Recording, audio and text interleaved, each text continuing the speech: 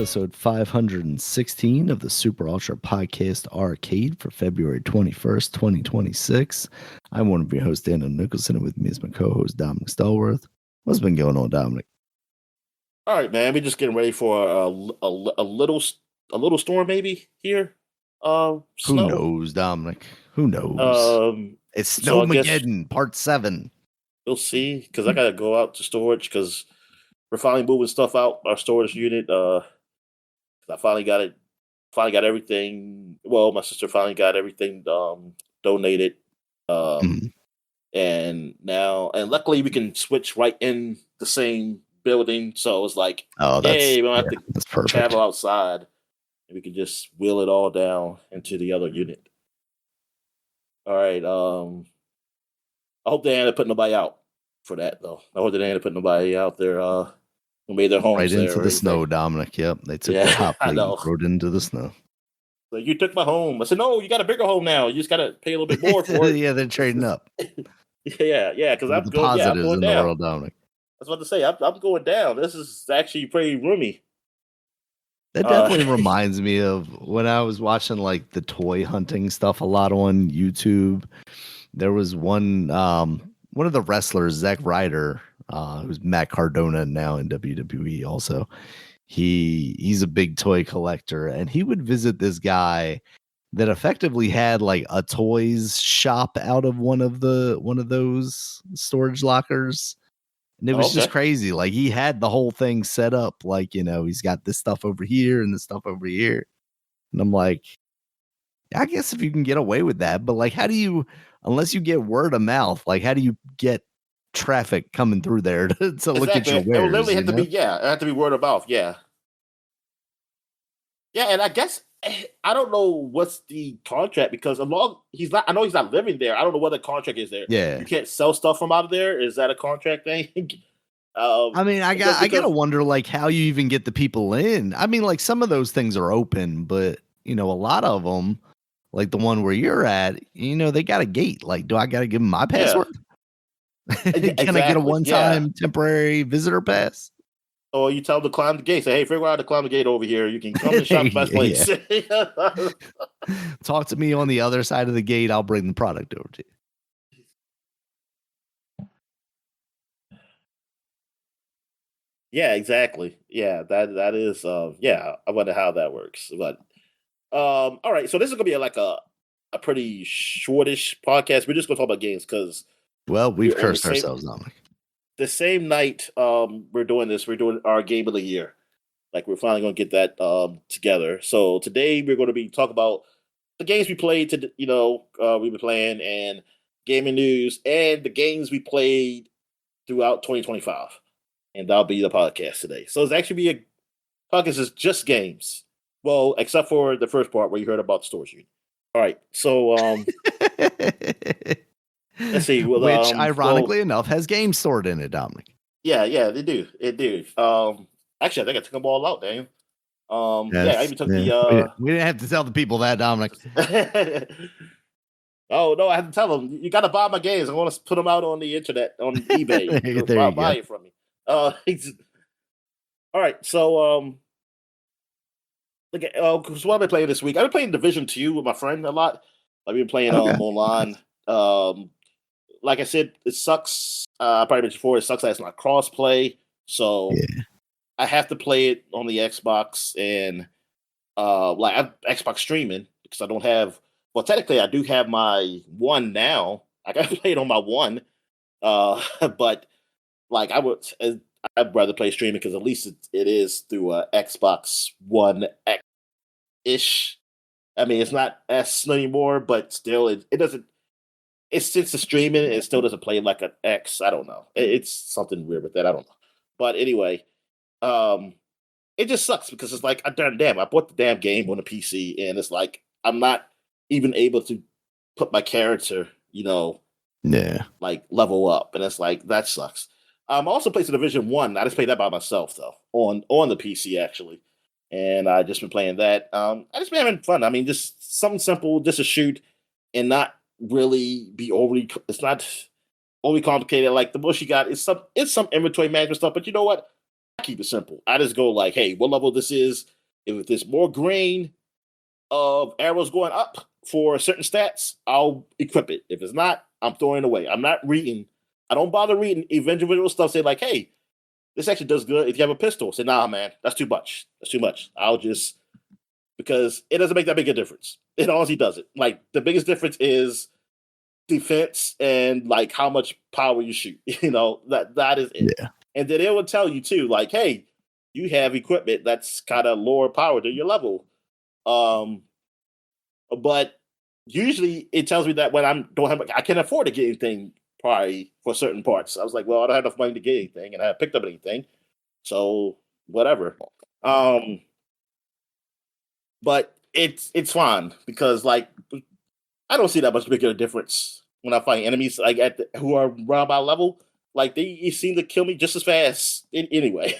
So it's like it doesn't matter. Yeah, one is, and I said this before. One is definitely harder than two. Like I think maybe some people might be complaining about it, or I don't know, but it is definitely harder playing that by yourself than two.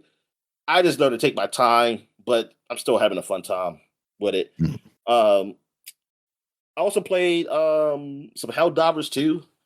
The friend of mine who actually did recommend the game for me.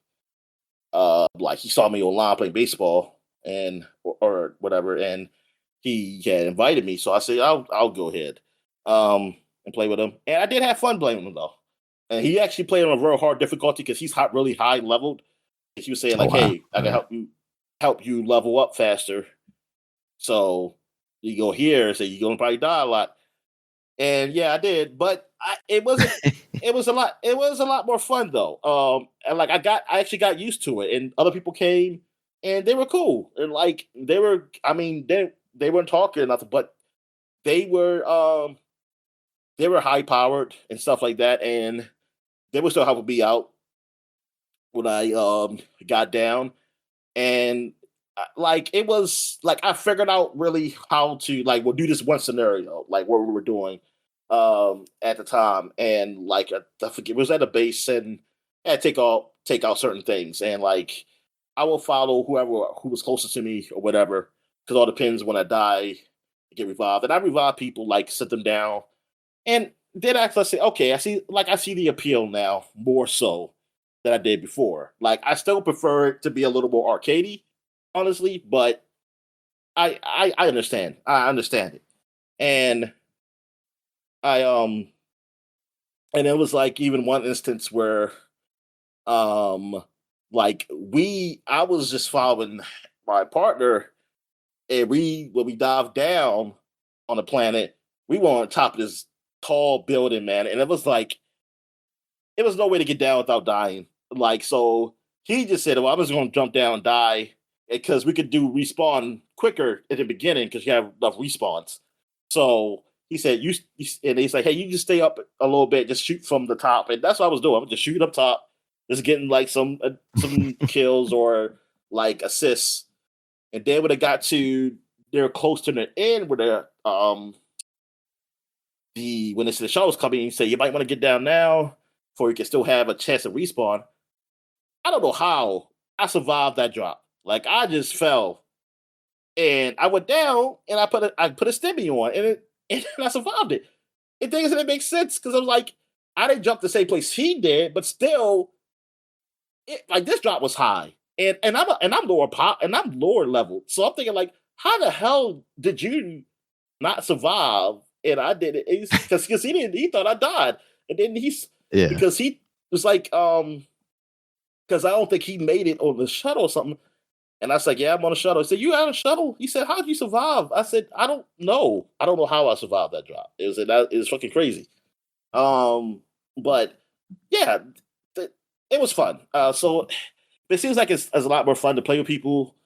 But I still would recommend to my other friend who has an Xbox, because I'm like, I wish there was a demo or something like a free trial weekend or something where you can try it, because I need to see if you will like it, because I don't want to recommend that game because it is a little overcomplicated. It's not as simple a shooter, because we are just talking about how we were kind of mad that there's no Left 4 Dead like At least like Valve didn't put like a Left 4 Dead remake or something, or let's update.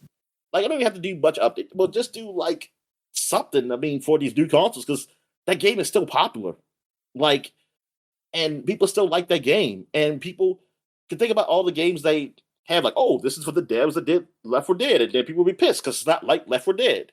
And it's like, dude, people want Left 4 Dead. They want something where you don't have to have like level up weapons and shit. They want shit where you get the weapon. Listen, you start out with these weapons, and then you pick up better weapons while you play the game, and that's it. You don't level. You don't do the level up. You don't have to get the skins and stuff like that. And I mean, you know what? You could put that in there. Like you can put skins in there. Fine. I don't give a fuck. You can do all that shit you want to, but don't take away what Left 4 Dead was, where it was simple. It was like what you pay for was more missions and whatever. That's what you pay for. And like, but now it's that you have to monetize it some way. And I think the monetize should be the skins then. I said, oh, just the skins. I mean, that's what they do. I mean, that's what most people do now. So I was like, you can still do this the skins, but you don't have to make it so like, yeah, okay, I'll level up because I could get a new skin. Whoopee. Like for those people who need that. But they're not getting stronger or nothing. Like you don't get strong. You are what you are. Like that's it. And I don't know, man. It's just like Left 4 Dead just done it great. Like it's just that we're never going to get that because people have to find a way to monetize it. Also, I played some more. That's it. High on Life. I put a Half-Life. High on Life 1. Okay. And so I played that because I didn't and when I played, like I was playing, it's like, man, I played this part before, didn't I? It looks familiar, like, but I haven't played it in so long. So, but then I realized by the time I beat the level, I was like, yeah, I did do this before. And because unfortunately, I don't know what happened. The Did you save got maybe like lost. end up in my save or something like that? Yeah, I forget, but the save got lost. Whatever save I had got lost where I was. So actually, I might have started again. No, I purposely had started over again Okay. because, and now I'm like, oh, I forget that. I don't remember. But anyway, I was like, darn, I'm just doing a part I did before. I was kind of hoping I was a little bit more ahead, but now I am that part where I haven't done before. But it was just funny because I don't know if I'm going back to it. so it's like I might just be forget all this shit anyway. But anyway, I mean, it was fun when I played. It was fun when I did because Half-Life 2 was out. I was like, let me see where I'm at in this game. And I don't know, I might still have a lot to go, a long way to go in that game. So I don't know if I'm ever going to get anytime soon, but we'll see. I'm just kind of just playing different games now. I played some Ghost of Tsushima, the original Ghost of Tsushima director's cut that's on the PC, and yeah, that game is beautiful, man. Like, that game looks so good. Yeah. I like just riding the horses. I did some side missions. I did it like one main mission. I've been doing quite a few side missions, and yeah, man. I like it. I like the game. It is one of those games that I think about is that there's really no comedy. Like, there's nothing funny in this game. Yeah. And I don't like many games like that. Like, it's not many games I can think of that, like, there's no, I mean, that has a story. That's like a strong story. Like, you see something, I mean, I think there might be like some side quests where somebody acts a little, I don't know, I'd be a little dopier than people of that world, but it's nothing Yeah. like really crazy like in other games where you see something. And yeah, it's really, yeah, it's very serious. It's very serious. I mean, I know some people say like, well, it's a serious war. It's like, well, we play a lot of games where there's a lot of serious shit happen, and then it's still something you laugh about. So There'd be that's some comic relief in there every now and then. yeah. So I find it that's interesting take on the writing, like how it's pretty straightforward and just very like dark, like kind of real dark. like, well, not dark. I mean, not dark, but I mean, like, it's just it's almost like a real take of like this time or something like that. Like, say, wow, it's a little different. But other than that, I mean, the game it's fine. It's a fun game. I do wish I don't know how Yotai does. Like, did they edit it down the world? Because like I don't I like the open worldness and stuff like that to it, but I also want Mhm. to not take up too much of my time. Because I'm like, come on, Yeah. I like to play other games. So I'm like, like I You really want to you gotta shy make some away smaller from the worlds. bloat of And a Assassin's Creed game. yeah. So and plus, hey, the way these games are, y'all getting expensive and shit. I mean, maybe y'all need to do that. Or unless y'all just go the AI route, then hell, then I guess you can just do that because whatever. Even though it sounds like it costs a lot for AI too. So I don't know, man. Man, I guess it's not as much as people. But still. All right, so that's it for what I played. So what you been playing? All right. So I've been playing Pokemon Fire Red, kind of related to some news that we have later, which I might as well just say here. Those games, Pokemon Fire Red and Leaf Green, which are the Game Boy Advanced remakes of the original Gen 1 Pokemon games, are coming to the Nintendo Switch and the Nintendo Switch 2 this coming week, following the Pokemon Day presentation. They're going to be $20 each. They're not going to be included in the Nintendo Switch Online stuff.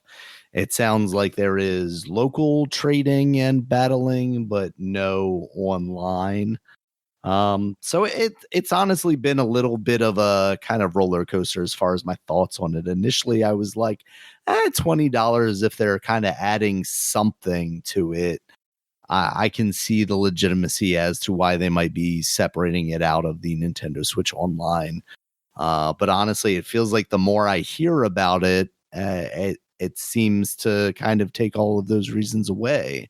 So I'm interested to see if they clarify anything during this Pokemon Day presentation, if anything comes out of it, because as of right now, it's like I was telling you before before we were recording, I've kind of had an itch to go back and visit like Pokemon Gen 1, partly because like I haven't really been keeping up with the new stuff. Like I You didn't want to get watch the involved TV in show too? ZA.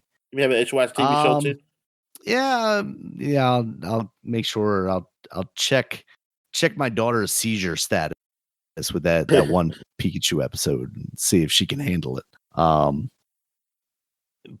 So I'm kind of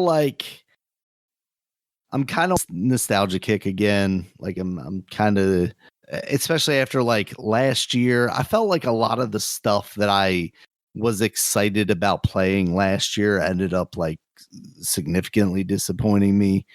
Metroid Prime, I went very long on that a couple episodes ago. So I'm dipping back into like the nostalgia and trying to just jumpstart my game feelings again. So I'd actually gotten on my phone because I especially once the Apple like emulation stuff opened up, I heard a lot of people talking about like how good of an experience that was. And I was like, a game like Pokemon, there's nothing really active going on. I can do that with the touchscreen. And then I can just like have something on me at all times where I can pull it out and give it a try. So I had downloaded all that stuff previously, but I never actually engaged with it too much. And after seeing this news, I was like, oh, like maybe I'll give that stuff a try. Like I said, I initially was like, oh yeah, $20. Like I don't hate that price, and I'll have it on the Switch. But I don't take my Switch with me anywhere. I mean, really, the only time I'm leaving the house is to go to work. But I'm not going to whip my Switch out on break. It's just not a long enough break for me to feel like I'm engaging with anything if I have to also eat. Self conscious, honestly. That's just why. I kind of yeah. Nah, the nerds around me, I don't think. I Oh don't care. yeah. Oh yeah. Um, Well, see, I don't have that. so yeah, so I tried that and it wasn't doing it for me. Like the phone screen stuff, even though it's not necessary to have like responsive controls in a Pokemon game, it still was kind of bothering me a little bit. So I dug out the Vita again, Dominic, and I know I've said on this podcast previous to this, but like that thing, as far as like Game Boy Advanced and backwards handheld stuff, and I've actually seen some DS emulation stuff on that, but I'm not really interested in that just because it doesn't have the two screens, and I'm not really interested in that whole like swapping the screen size thing. And then like Super Nintendo and back, it's perfect for that stuff. It's got all the buttons that you need for those consoles.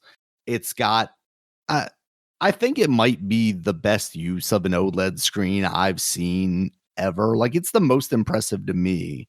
Like my phones have had on and off now have had OLED screens, and I don't know, I guess it's just not really the content that I'm, using them for just never really takes advantage of that. So it never like kind of shocks me. And like the TVs that I got, like none of them are OLED. So, I've never had like the blow my mind experience that you like sometimes go in the store and see the tech demo of outside of the Vita. And just like the colors on this game just pop so much. It looks great. It ergonomically, it feels like an evolution of the original Game Boy Advance in the horizontal position. And it's small enough that it is something that like I might just bring with me. And if anything, I'd probably just keep it in my desk and then, play it there. There was a while there when I got that Zelda Game and Watch thing where I just did that because it's small enough I can bring it out, play a little bit, and stop where I'm at. That's the best thing about the Vita is just like the Switch. You hit that power button, it goes to sleep. You don't have to worry about what it's doing. It's not going to kill your game in the background. As long as it's got a charge, it'll be running. So yeah, I'm kind of now back in the like, oh, if I want to play any Game Boy Advance game, I'm just gonna, go back to that. I really would like to do the USB-C mod on the Vita because it's got that super proprietary port. And I've been looking into doing that. I don't know if my soldering skills are quite up to the level of being able to do that. I've seen a lot of people say like a mod for what?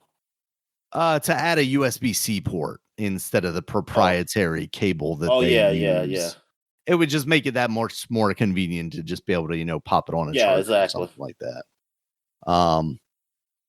But I'm not quite sure about that. A lot of people use like the hot air guns to remove the proprietary thing because apparently the solder they used is like 100% lead free, so it takes a lot of heat to actually get it moving off of there, and then trying to do like several pins as well as like the grounding points at the same time with just a regular soldering iron can be a little complicated. So I haven't committed to that yet. I definitely don't want to ruin this thing. It's still in pretty nice condition, and like I said, is kind of one of my favorite things to use as far as emulation goes. I can't help but wonder there's probably like one of these newer Chinese handhelds that's just as good or probably better because you can probably even play, like 64 stuff and PlayStation stuff. The Levino. Yeah. Is that OLED? But no, what's that? It's not OLED. Is that OLED? The Levino that streaming? I don't know if any of the like cheaper or even like mid-tier ones are, and modern LCDs are, like people said with the Switch 2, because it's not an the OLED version of the Switch 1, and then now we've got an LCD on the Switch 2, and a lot of people are like, oh, well, it looks just as good or better or whatever, and it is a nice screen in my opinion, but I never use the OLED Switch, so I can't give you a kind of a comparison. Yeah, I never used it either. It looks better or not. But I just tech wise, it still feels like OLED outpaces LCD 9 times out of 10. I mean, for me, even the simple fact that like because the aspect ratio on the Game Boy Advance is slightly weirder than just like a 16:9 or whatever the Vita screen is. The fact that there's a little bit of border on there that's not used because I don't stretch it across. It looks like it's just part of the bezel, you know. It's just absolute blackness. I'm not worried about it. Yeah. So as a piece of pretty old technology at this point that still has a modern use, I think the Vita has proven to be a really good piece of hardware that Sony absolutely abandoned. You know, they did the same thing with the PSP PlayStation Portable and the iToy and the iToy. But yeah, so I've just been playing Pokemon Red on that thing. I just beat Misty and Gary and Cerulean City. Still, I'm fighting the instincts, and I believe I've talked about it on here before, but I'm very much of the Did type they make of it in this version that Gary and Misty follows you? No, unfortunately not. Just... And that's the thing, like, you know, it's weird because in Pokemon Yellow on the original Game Boy, they did the thing where they had the Pikachu following you. Yeah. You know, to emulate the show. But then in these remakes, they don't let you like put a Pokemon on your back and let them hang out there. Like I know. it feels You know, I silly didn't that think they about didn't do that. Like they didn't. God, I swear. Oh my God, I'm so. Okay, yeah. I don't want to get too angry. It's not this game about you. It's just. No, no. This game is 10, 15, 20 years old at this point, Dominic. Even the newer version, we don't have to get too angry about it. But I'm having an all right time with it. I'm definitely like, I don't know what I want out of a modern Pokemon game, because like even playing this for the nostalgia of it all, like there's not really a story there. It's really just like, oh, I'm playing the same game I played when I was younger, because like I turn all the battle animations off. It's basically like I'm just there to run through these guys, because my method of playing these games is basically power level 1 Pokemon. Like I've got my starter, I chose Squirtle. I'm just fighting everybody with him. I'm not really picking up anybody else right now because I don't have any HMs that I need to, you know, assign to yeah. So anybody. if you're so I don't know why you like this game. That's so boring. Very much I think it game. really is just about like, oh, these are the memories of like I remember this city looking like this. Okay, yeah, And okay. stuff like Because that. I'm like, And this these is Pokemon looking like this, I guess. there is nothing else to that game if you're just fighting with just one Pokemon just going through. Yeah. It's like, what the hell? That's like me playing Final Fantasy for the early Final Fantasy for the battles, and that's the story. It's like, this game's yeah. What the hell? What's wrong with you? Exactly. But I am fighting that a bit now. I'm trying to catch basically every Pokemon that I come across. So I'm doing a bit better about that. I'm not really using them though. But it's also one of those things where like, how you gonna get the Mew? How you gonna get the Mew? So that's what kind of frustrates me is another thing. Like, why wouldn't you put Mew in this game? Because that was one of the first things that I Googled was like, can I get a Mew in this game? And they're like, oh, well, you can trade from Emerald. And I'm like, I don't want to play Emerald to get a Mew. No. I should be able to push the truck, and they should have put a Mew under there this time, Dominic. Like, yeah. Everybody knew that that's where the Mew was. They should have just made that an Easter egg in this version of the game and just let me do that.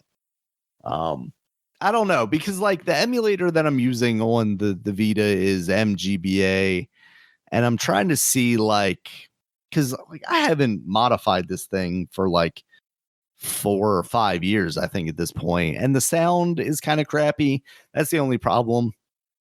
And I'm thinking like if I use a newer version of it, then that might have been fixed. Not that I really worry too much about the sound of stuff. I usually play things very low volume or not at all. So that's whatever. But But I am wondering if there's like a version of that emulator that has like Game Shark stuff built in or something like that, where I can modify that and give me some U action or something like that.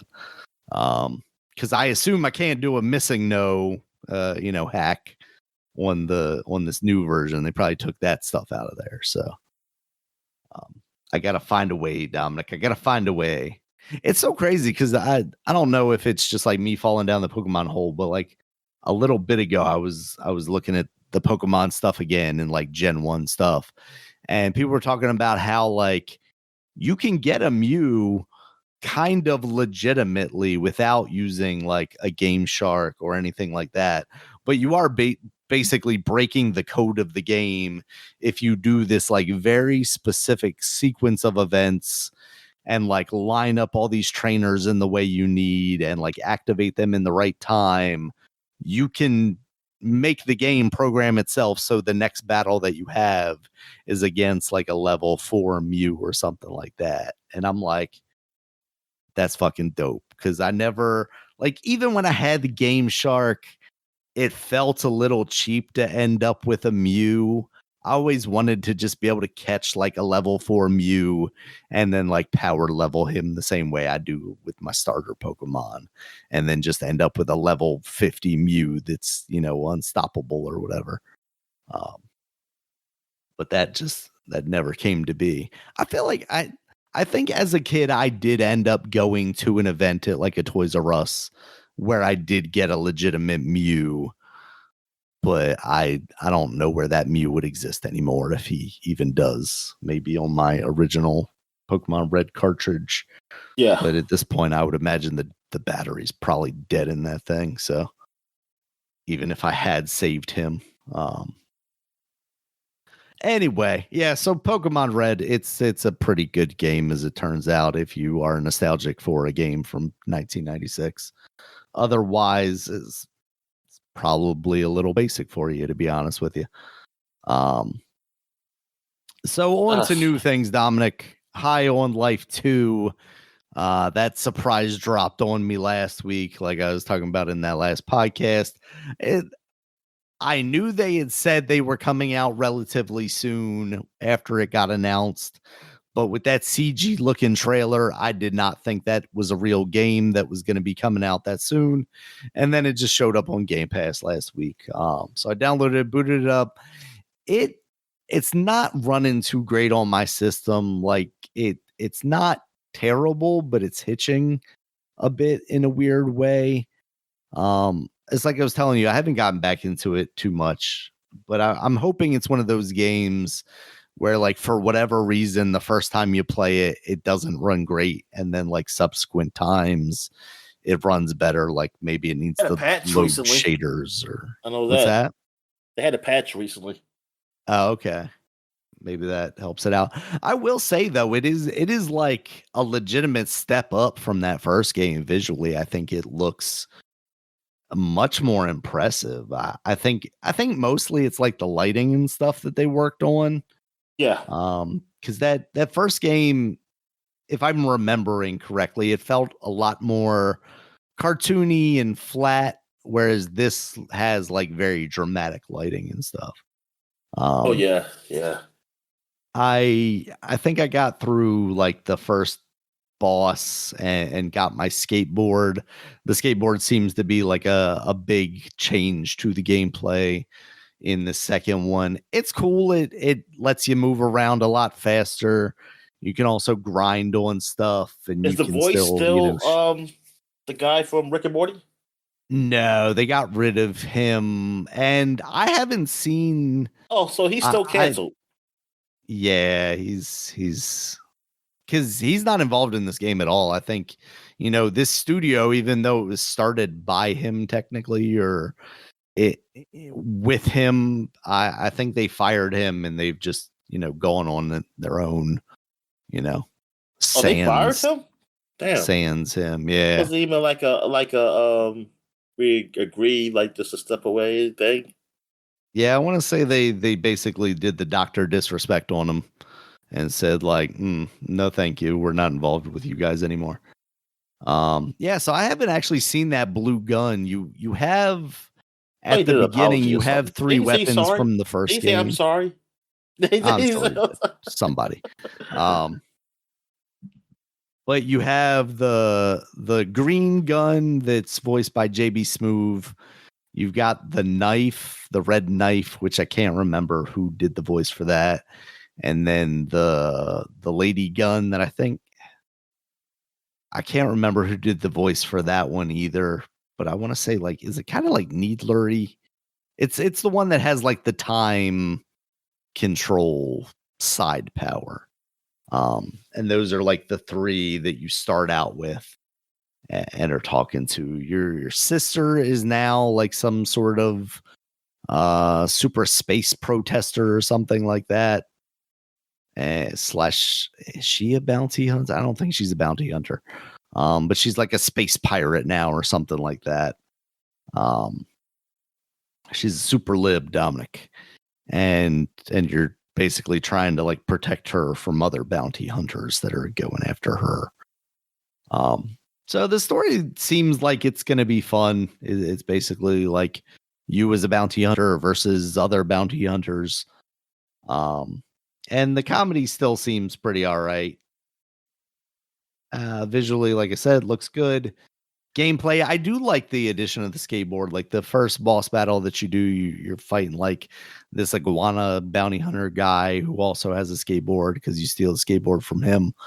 And you can shoot while you're grinding. It has kind of a that Insomniac game for the Xbox Sunset Overdrive. feel to it. Yeah, Sunset Overdrive kind of feel to it. Maybe a little better. I was playing on PC with the mouse and keyboard. So, excuse me. So all the aiming felt pretty good. But yeah, I'm coming out of that experience pretty positive on what this was. I did like that first one. I never ended up finishing it. Oh, they took his But gun out. They don't even got his gun. Like, they don't even have that gun anymore. Yeah, it doesn't seem like they recast him or anything. They just kind of. Damn. I wonder if they released like a DLC for that first game where that gun gets killed or something like that. Oh, it says resigned. He resigned. Oh, okay. From Squanch Games. Look at that. That was his name too. He named the company because that Squanch is even Rick and Morty. Watch. That's what happens, Dominic. Sometimes, very rarely, do you lose it all. But it got thrown out because of not enough evidence. That means he's innocent. In the eyes of the court, I guess. Yeah. Court of public opinion says, fuck that guy. He kind of sucks. Harmon can't do the voice. He's lucky he's not fully canceled too, Dominic. I know. He really is. Next, you'll be asking me if Chevy Chase can do it. Bill Cosby. Oh. All right. I did play Astrobot's Playroom. The actual the game that came with the PS5.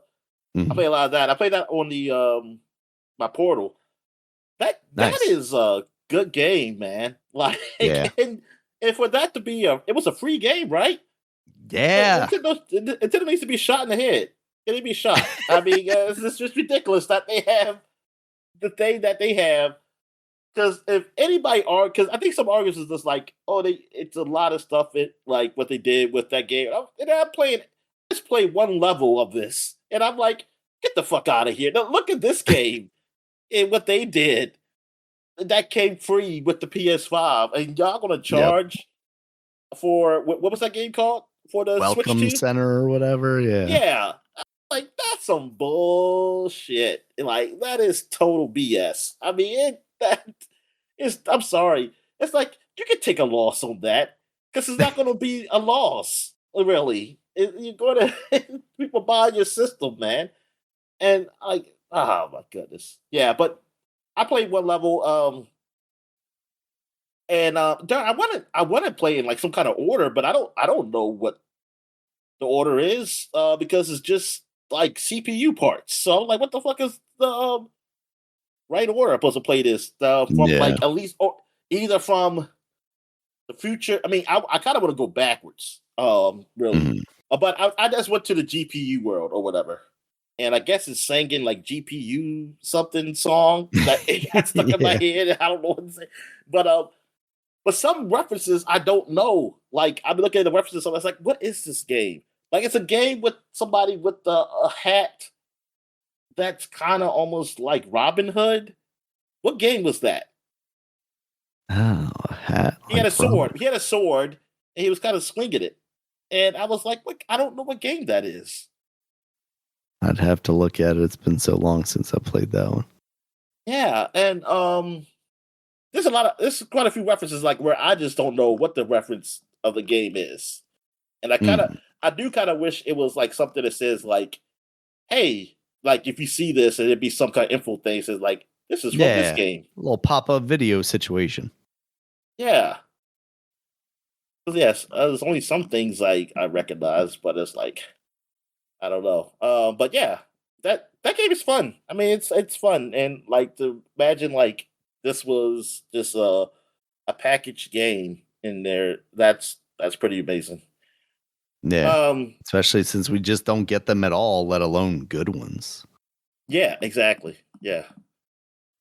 All right. I mean that's on the level of what the like basically like Wii Sports was. I mean Wii Sports Mhm. is going to be probably the greatest, but one of the greatest next to Mario probably games. And even though you know what I say Mario's a packaged game, but I don't know about when the Nintendo originally came out because we didn't get it when but people didn't get it when it first came out because we got it when it was Duck Hunt and Mario was packaged in there. Right. So I don't really know how that worked back then. Super Mario Maybe World was a pack-in though, right? I want to say that was though. Yeah. Oh, yeah, Now, I wanna say that but the was. thing Now is, that there is like with Sonic. I got Sonic. It was a pack in, but yeah. I did see Sega Genesis where it says console only or something like that. Mm. I remember seeing that because I used to ask because I didn't know I didn't know what the word console mean. But I was like, what is console only? And I was like, what does this mean? It's like no game is in here. And I was like, oh. And I know they were selling Super Nintendos without it too. Not that now, not I'm not saying when it first came out. I mean later on. Yeah, definitely Uh, eventually at least. but yeah. So I don't know. Yeah, I don't know. But now it's and I mean I guess you could say like, oh, they got these games packed in, but like I don't know. It's something about the games pack in then. It was games that like almost everybody liked. You know what I mean? like Yeah. it was a game that everybody liked to play or would like to have. I mean Game Boy with Tetris. And like, Mhm. I mean, even though as a little kid I didn't really like it, but most people did. It was a good puzzle game. Like that's a good puzzle game to Yeah. have pack in. A great puzzle game. I'm talking about this good. That is one of the greatest. And but like yeah, it's there now. You have certain games, but it's not something that most people would be into. Like if you have a sports thing, it's like, oh, got the 2K here. It's like I don't play sports. I don't play this game. And even you might have God of War, I mean that's a good thing, but it's still not. I don't know. But then again, maybe you just have those games on those consoles. Like uh like Mario is always gonna be that game. Like on Nintendo. So that Yeah. always works. I can't think of that game for Xbox or PlayStation. Like they Uh, don't really Blink's the Time Sweeper, and now at yeah. least PlayStation has the Astrobot. You probably could have did that with Crash back in the day. Yeah, you probably could have. Um all right. So I guess we'll take a real quick break. When we get back, we get to the gaming news. All right. And we're back. So let's get to the gaming news. All right, So Dominic what we got, mentioned man? it already, the Pokemon stuff, but Pokemon Day is February 27th. So we're expecting to see quite a bit of stuff there. This is the 30th anniversary. In addition to that, Leaf Green and Fire Red Speculation is that we will see the new Pokemon. I believe I've mentioned the rumored names Wind and Waves before. There was that huge Pokemon leak, I want to say last year, and that stuff kind of came out of there. So we'll see what that looks like. I don't have much faith that it's going to visually look that much different than anything else Pokemon related. So this could be another one that I find myself kind of ignoring. It feels like I mean, maybe it'll look better than Power World. Power World. I don't know. Maybe it'll be like Power World. It's like now Pokemon, you can build your home. Exactly. Well, they've already got that, Dominic, in a different version. They've got that's right. Pokopia. Yeah, whatever. I said Pokopia. Which that comes out in like 2 weeks, I think, and that's been getting some pretty positive reception. I'm more interested in that than I have been in really kind of anything else, because it's got the Minecraft, Dragon Quest builders. I think actually the developers behind it, a lot of them worked on Dragon Quest builders, and I like the demo of that. Yeah, but I'll just get that version. I'll get Dragon Quest builders, or some, because you can find that on sale, or some other like farming game that's really good, like Viva Pinata, Dominic. Or, just go back to Stardew Valley, Dominic. That's what to say. Stardew Valley. I'll continue playing that. Yeah. Because I didn't think about it. Like I was starting to get interested in it, and then it's like, oh yeah, that's going to be $70. I don't know if I'm $70 interested in that game. Oh shit, $70. Yeah, that's right. Yep. Welcome to the new world where everything's $70, and also it's a Nintendo game, so it's never going on sale. Oh my god! I will be talking about this game 10 years from now. Like competitive with Nintendo, they could have done something to make them drop their prices. God damn! They've. That's the problem. That's another one of the biggest problems. This is where I'm rooting for China to do something like that. It's like, here you go, China, do it. They can't do anything. China's going to create their own game console. Yep, and they're going to be like Nintendo Light Games up there. Going to be Spanish. Just put Nintendo games on there. China don't care. Like, what's the Spanish Mario name would be?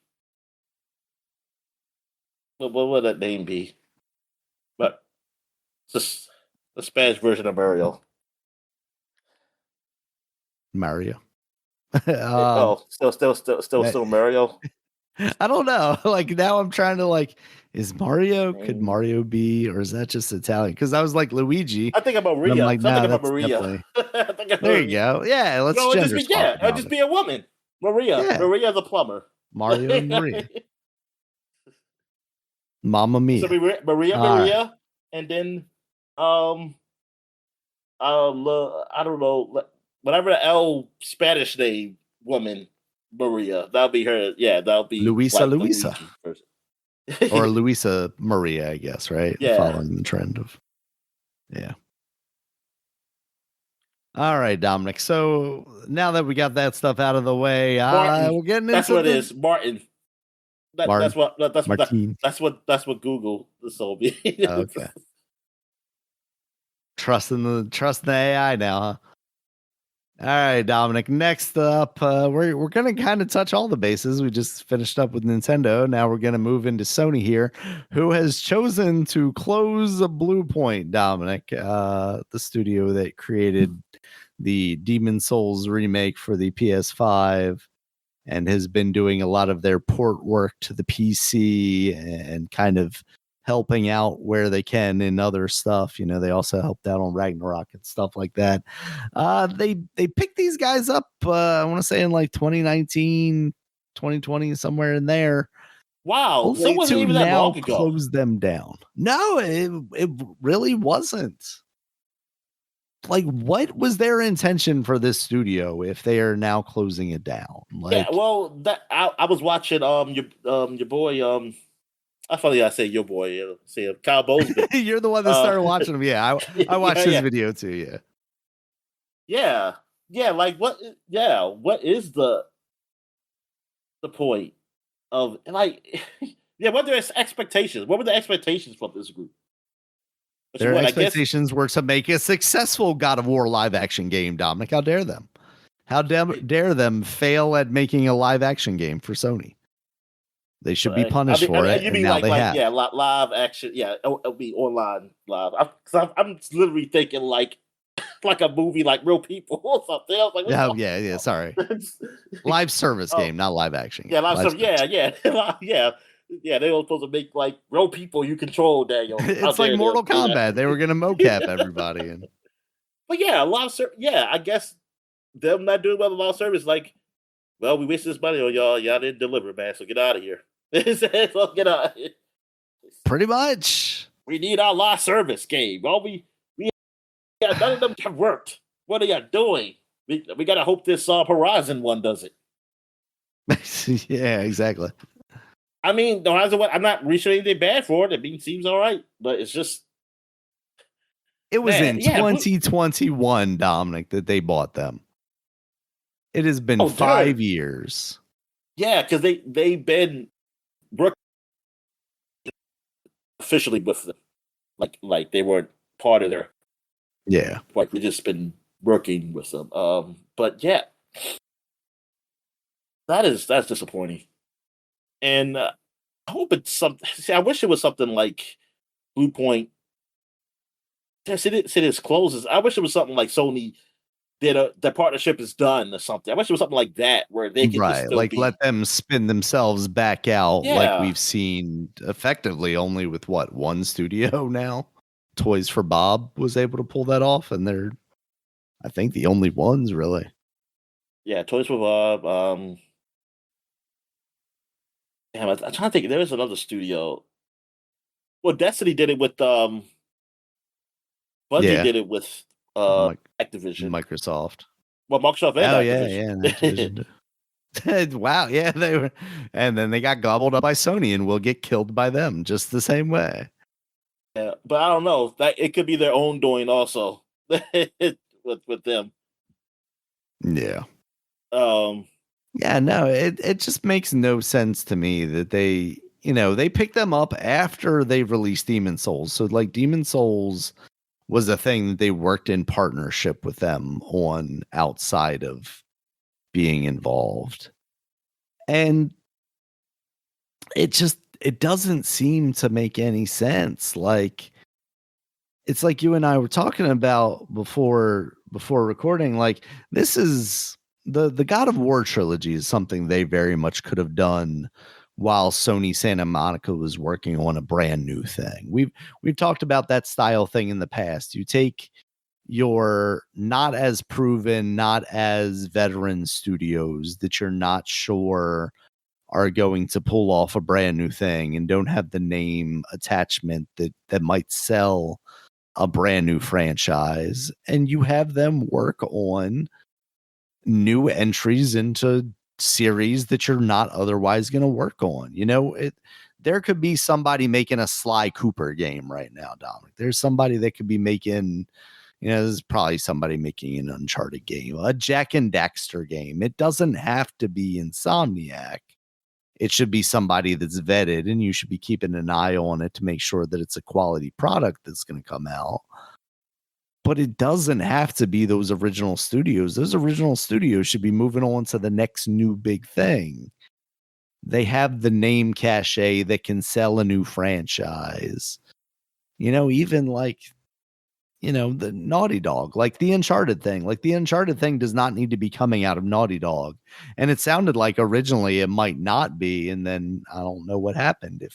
If the studio that was working on it just proved to not be doing a good job, or Naughty Dog decided, the higher ups there decided, oh no, we want to be involved in this a little too much, or what. But it really feels like this could be a little more cylindrical. Like there can be cycles here where like maybe Insomniac does come back to Ratchet and Clank eventually, but we in the time that's happened, if you want it to be almost a yearly franchise, like these guys over here have been working on the past two, and now that Insomniac's gotten the newest whatever, coming out.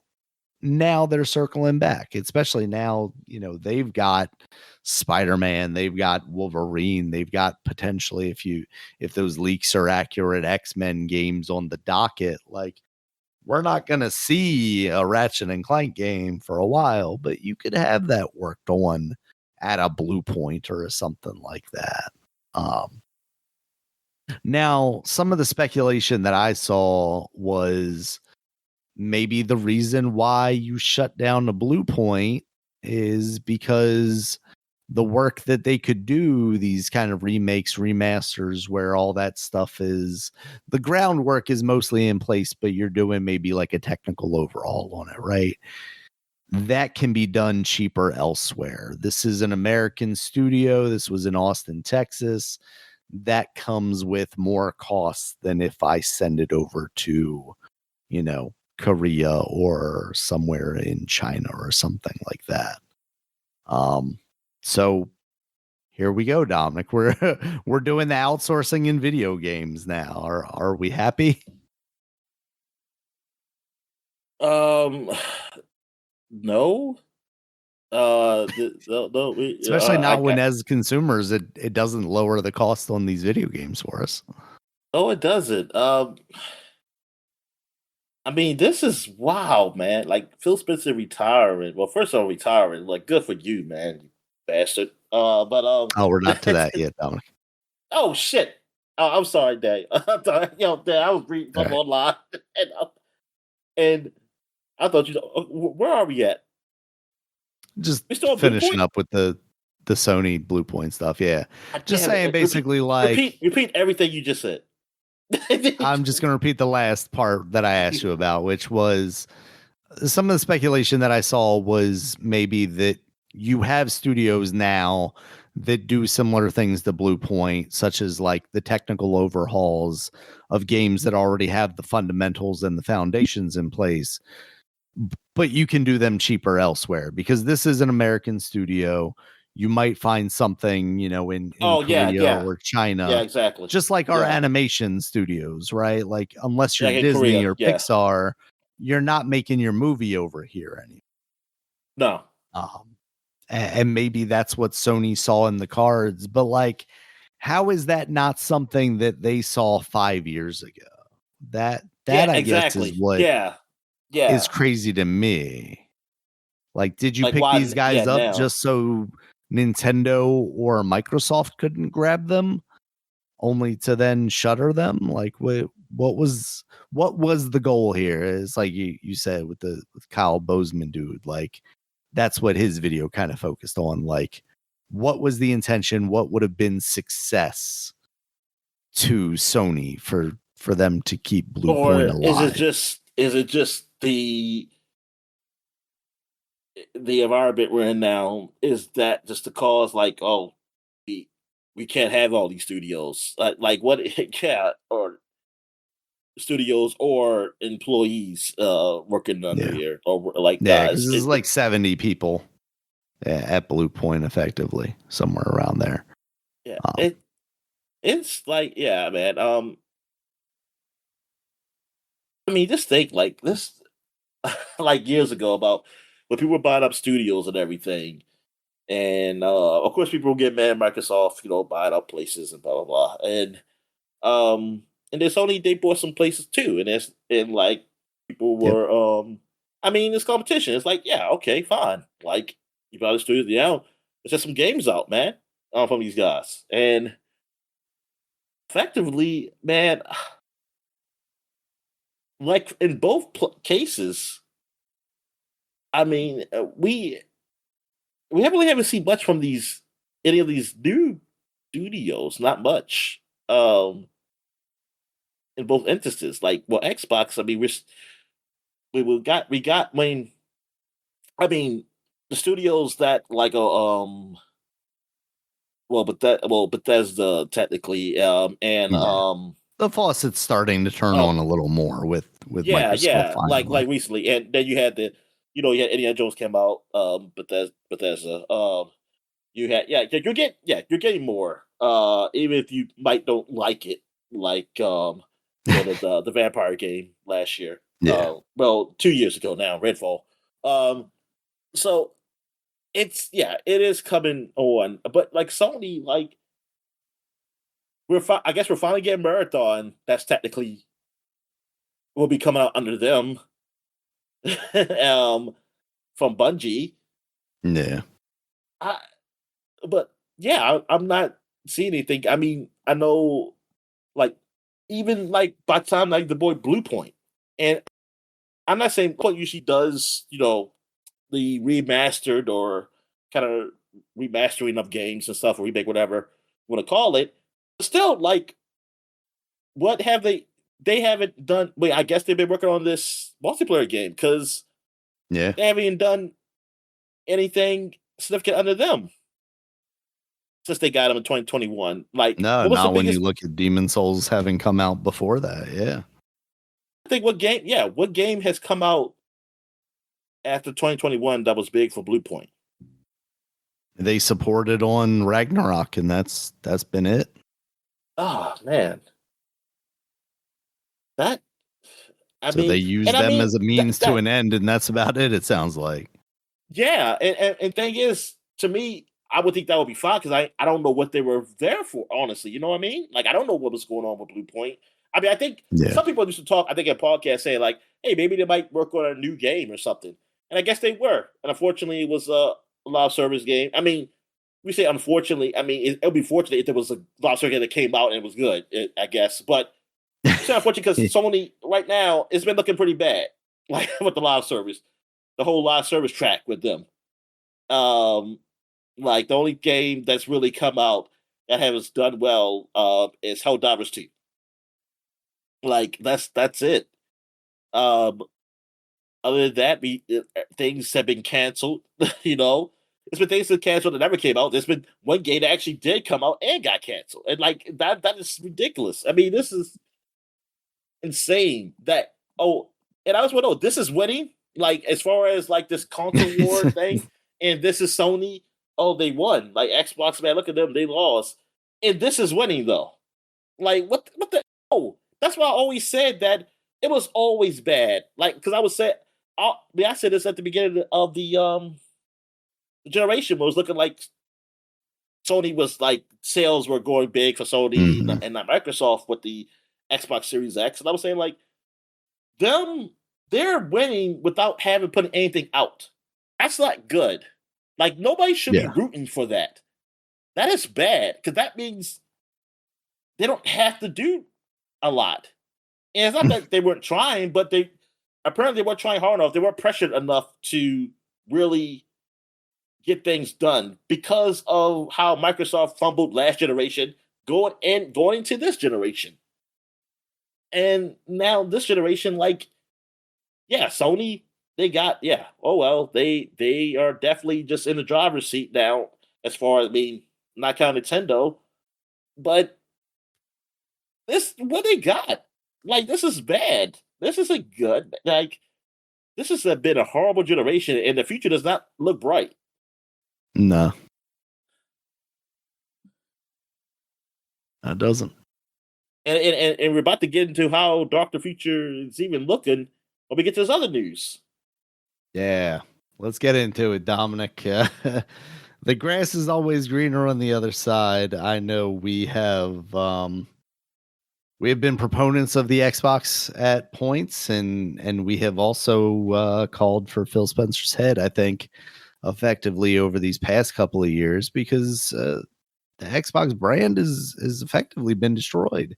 And when it comes down to it, he is the head of it, right? You know, somebody's got to take that responsibility, even though I truly believe, and this isn't to kind of give him a shield or anything, but I truly believe like there's some nefarious stuff happening at Microsoft that, you know, undermined the Xbox as a brand and as a division. I think they were making choices for the Xbox division that probably they thought were more profitable, which resulted in things for a consumer to get worse.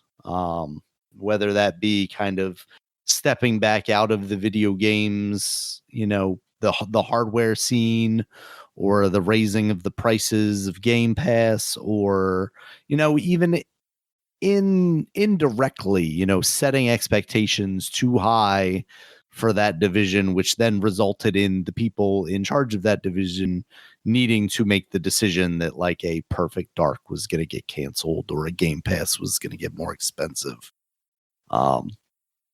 So that goes to the point, like, yes, I have definitely wanted to potentially see some consequences for Phil Spencer, or at least like an explanation from him. And maybe we will get that now, because Phil Spencer is officially retiring from Xbox, Dominic. And this goes even further than him. Sarah Bond, who was right under him, is stepping down. She is no longer going to be with Xbox, which makes me wonder if there's some level of like sour grapes or something there. She's kind of going out the door. You have Matt Booty. He is stepping up into the COO position, the Chief Creative Officer position. And Asha Sharma, who is formerly the head of CoreAI at Microsoft, she is going to be taking up the CEO position at Microsoft Gaming. CoreAI, yeah. CoreAI. I like that. She is, yeah. She has previously worked for Meta and I believe Instacart. There's much talk of how she doesn't have any real games industry experience. I'm not going to sit here and act like you have to be. Yeah. Go ahead. So, what are you about to say? I was just going to say, I don't know that you have to be top gamer to, be the CEO. I'm not doing that of the company. No. I think Anybody you need to. No. You need to be aware of what it is and be able to make decisions, based on that knowledge. So I think it definitely helps. But I'm not going to sit here. Reggie Fils-Aimé. Exactly. Yeah. At the end of the day, he was a manager guy. He wasn't a video games guy. So she can absolutely, take on this position in the same way that he did, or the same way Phil Spencer was able to. And a lot can be said about the statement that's been put out by her, as far as basically saying like, hey, there's a lot going on with AI right now, but I understand that fundamentally, that's not what video games are about. Video games are art created by people, and we're not necessarily trying to, just destroy them with AI. Now, if I were an AI person coming into video games, I would absolutely say that too. So we'll see. I mean, the proof is going to be in the pudding here. At the end of the day, even if things go absolutely sideways, my ire is not going to be on this woman coming into this position. It's going to be in Microsoft, in the way that they're handling Xbox as a brand, and the way that it is going to go. I don't see a future where Xbox returns as a top competitor for PlayStation, because I don't think that's what they're angling towards at this point. I think they've said it themselves. They are one of the biggest video game publishers now, and they realize that they can make money selling games on a Sony platform. They can make money selling on a Nintendo platform. They don't have to sink themselves into debt to put out hardware. And if they can get this cloud gaming stuff and they can get Game Pass working truly the way they need to, then they don't even really need powerful hardware, So it's going to be interesting. So I think they're saying all the right things right now. I don't know that they're doing all the right things, but they're saying all the right things. Promoting Matt Booty, obviously, he's been there for a very long time. I think, if anything, having him as your number 2, if you don't have industry experience with video games, surrounding yourself by those people is a smart move. So this isn't completely a burned bridge. But I think from you and I, who are going to have more reasonable takes on this, right, versus the rest of the internet, I think a lot of the internet, especially your like Twitter sphere type areas, this is going to be the end of it, right? And perception is a lot of success, and Microsoft was already not doing that. So I think this instability is not necessarily positive for her, or not for her, for the company, for the brand, the Xbox brand, and is definitely going to put her in a rough place to start out with. I mean, shit, you saw what happened with Nintendo and like people's opinion of the new CEO there after Doug Bowser left, like. And she had been with the company longer than Doug Bowser or Reggie was with the company before they ever took over. So, it's going to be very easy for the internet to be the internet and be really shitty to women, like finding themselves in Grums. positions of power. Yeah, I'm sure he's already fucking having a heart attack about this shit. But the nice thing is we don't have to care about his opinion. For me, it's really just Phil Spencer's out there, doing the whole like handshake and kissing the babies thing. He's playing the game. I'm really wondering what happened with Sarah Bond. Like, how was it? Was it that Microsoft saw her as too close to the executive team that was not doing well, so she had to go too? Was it that they didn't think that she was going to play the ball that they wanted, which is maybe this AI bullshit, and they wanted to bring in someone that is more well-versed in that area, and because she was stepped over, she decided she was done with it? I think there's going to be some interesting, stuff to pull out of this when everybody's kind of separated from it and is a little more willing to write their books or, speak their truths, basically. I mean, shit, it even as recently as like, I want to say last year, Reggie was starting to do interviews where he was like more willing to open up about the inner workings of what was happening at Nintendo and the decisions that he was able to push through versus, what they were pushing for in Japan. I think one of the stories that came out just like as recently as last year was he was the guy that pushed Nintendo of Japan to pack in Wii Sports and say that, this needed to be the killer app for this system. It couldn't be something that you were going to charge for. And that obviously proved out, in hindsight, to be the right choice. And you would think they would take that and learn from it, but not clearly with the Welcome Center. So, yeah, I'm conflicted because, like I said at the beginning of this, like Phil Spencer was a guy in charge of a brand that I think was headed in a wrong direction. But I don't know what you do. I don't know if he could pull them out of the tailspin or if he even had the ability to, because of what his bosses might be telling him.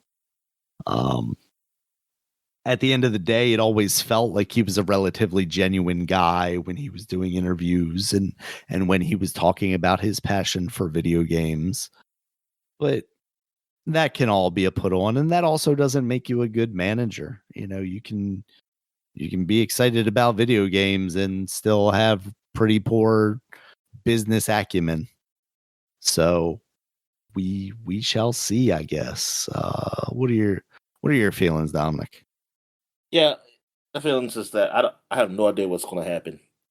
I'm just glad there's a huge backlog of games that I can Yeah. go through, and because I have no idea the future's gonna look like. It's I mean the direction like but yeah, nothing against the new CEO or anything. I have no the direction was already going in a weird place anyway. It's just I don't know because the decisions that's being made now, like, and this is everywhere. Like how everything is very much anti-consumer now, and there's really not a lot of pushback from us because there's enough people out there to spend the money that they can get away with it, and then and like the way these businesses are just shutting down, like are either laying off people or businesses that have multiple studios under them are just shutting down. It's just and still making money is really yeah. I mean, it's a lot, man. And like so, because I don't know. Yeah, I don't know what the direction's going to be. Like, what's the future of the console's going to be? Because get the whole memory thing. But even before the memory, let's just say the memory wasn't a problem. Yeah. Like, I mean, we've been what is the reporting on studios shutting down and layoffs well before all that nonsense came along. yeah? Too. Like, what was the future? Like, what what is the next console? I don't even know what to say. It doesn't matter what we want anymore. It only matters what a certain amount of people are willing to pay for. Yeah. Like what? Like I don't know. Like I don't know what these guys do. I mean, I guess like you said, well, the idea is that Xbox will be more of a PC. It's just that it will be kind of like I kind of just imagine it being like a giant alloy or whatever it's called. What's the handheld called? Rock Oh, Alloy, Ally. Yeah. Ally, Yeah. ROG Ally, Ally. Rock. I was kind of putting the words together. Rock Ally. That it'll be kind of user friendly, like a user friendly PC where it's just like, hey, it's just made for gaming. You pick your game, you pick what you want to do. You know, something simplified in that way. But it's more like I guess more friendly Windows. I don't know. That's what I heard for Yeah. some people saying that. I don't know what PlayStation would do. But yeah, I mean, I'm curious. Like I want to see what the future because I mean, I'll be here unless something happens. But but like I said, it doesn't look like it's something I'm gonna be happy with. That's the thing. I just feel like I'm not gonna get. That's what I'm really looking to feel like. This is it. Like I'm pretty much going to be stuck in this time with this technology, and I'm just going to be playing. I'm going to be well. Hell, I stretched out my last computer for over a decade, Yeah. and so I mean, what 2011? I got that last PC, and I just got rid of it last year. So hey, I'm be stretching this baby out. I don't think I can stretch it out for that long, though. I mean, I don't know. Maybe because maybe it'll Yeah. be at us. We'll be stuck because it can't go. We can't go no further. But it'll probably be something AI ish. So I probably would have to get. It's probably gonna be something where people have to get new everything, regardless. It'll suck. Yeah. Like that's why that's why I'm afraid. I'm afraid it's going to be a point where like how our pieces are easy like upgradable, but now it's going to get Yeah. to a point where a lot sooner it's not going to be too easy to upgrade. It's going to be something you have to get something totally new, and people will be like, "Oh, we got to buy this and blah blah blah," and they're not going to care Mhm. because it'll be like, then you're the guys who have to stay behind. Then you'll be left behind because we have to move forward. Yeah. I It's- can't help but wonder though, like for me, the indies for video games are really the biggest saving grace right now. And I can't help but wonder if there is like that hardware shift if you have like these indie developers still working on older hardware because that's what they have available to them too, right? So they're like, oh yeah, we're just exactly. gonna create games for the masses. The poor dregs are gonna have, the next Hollow Knight kind of, envisionment or whatever. I have to get that. What was the next box or the whatever that thing is called? Yeah, yeah. That was like the third place system last year. Yeah. Oh, actually, that's hard, but that's something you gotta pay monthly for. Like the service, like Yep. yeah, Yeah. Yeah, the next playground. yeah, whatever, man. It's gotta be Yeah, I something mean from that's China. Gotta be that's something what from I China doing fear something. is like there could be a time, and I know like I think in us supporting the whole like game streaming thing, maybe we're helping push that in that direction, but the where yeah, you don't need hardware because you can stream it all, but if you want to stream it all, it's going to be a monthly service thing. Like you can't that's where the quote unquote ownership of things ends. And we've known for years that that's where Microsoft is going because we see it in all of their products, right? Like Office is the same way. You can barely buy just a license to have Outlook on your computer. You have to buy a subscription plan for a year, and then everybody else has been the same way. You can't own Photoshop anymore. You gotta buy the subscription. You can't own a PDF reader now. You gotta own the subscription. It's like God, the PF this. reader thing, man, that really got me when I changed my operating system because I was downloading PDF and I saw how it was. I was like, "You gotta Uh, be shitting me!" I said, yep. "Well, I'm back to torrenting like PDF 2007 or something." Like, Exactly. Yeah, really sucks. everything has to be a subscription. It's like, but dude, it's like we can't be all these subscriptions. Somebody, you gotta. The business model, yeah, it's like something that it can't last. That's the thing. It's Yeah, like, it's what's going to happen? unsustainable.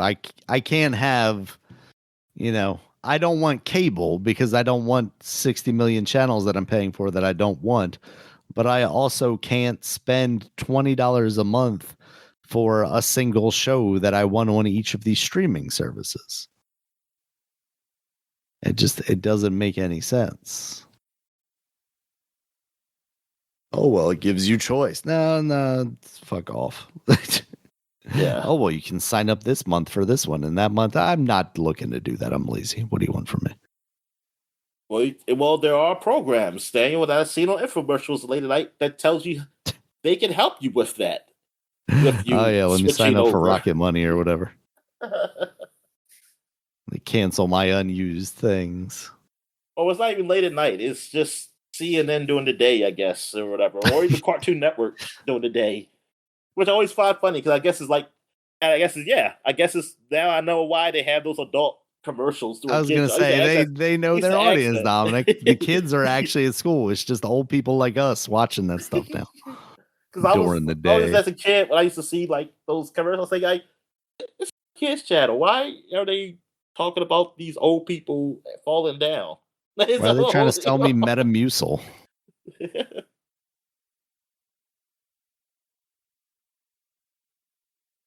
I used to think that music was like Tang. It was just Tang, basically. I say that's Tang for old people. Yep, keeping them regular, Dominic. All right. So yeah, that's it for the news, man. So we can get right to new releases. Yep, new releases this week, Dominic. Star Trek Voyager Across the Unknown. That's out on PC, PS4, PS5, Xbox Series X and S. You said people were talking pretty positive about this. I don't know that I know anything about this game. Yeah, it's a strategy game of like, but it's set into the universe of Star Trek Voyager. So if you Star Trek Voyager is a Star Trek series that came out late 90s, early 2000s, and where that they got sucked into a wormhole like so far away from like in another part of the galaxy that's just so far away from where the part of the galaxy that we usually are at. Um, so but they had a warp drive. That's the thing. The warp drive, or like even at warp 9 or whatever it is they can go up to. It can't even going that fast won't get them home until like so many years. I know this was Star Trek fans who are just angry because I'm not giving really great specifics on this.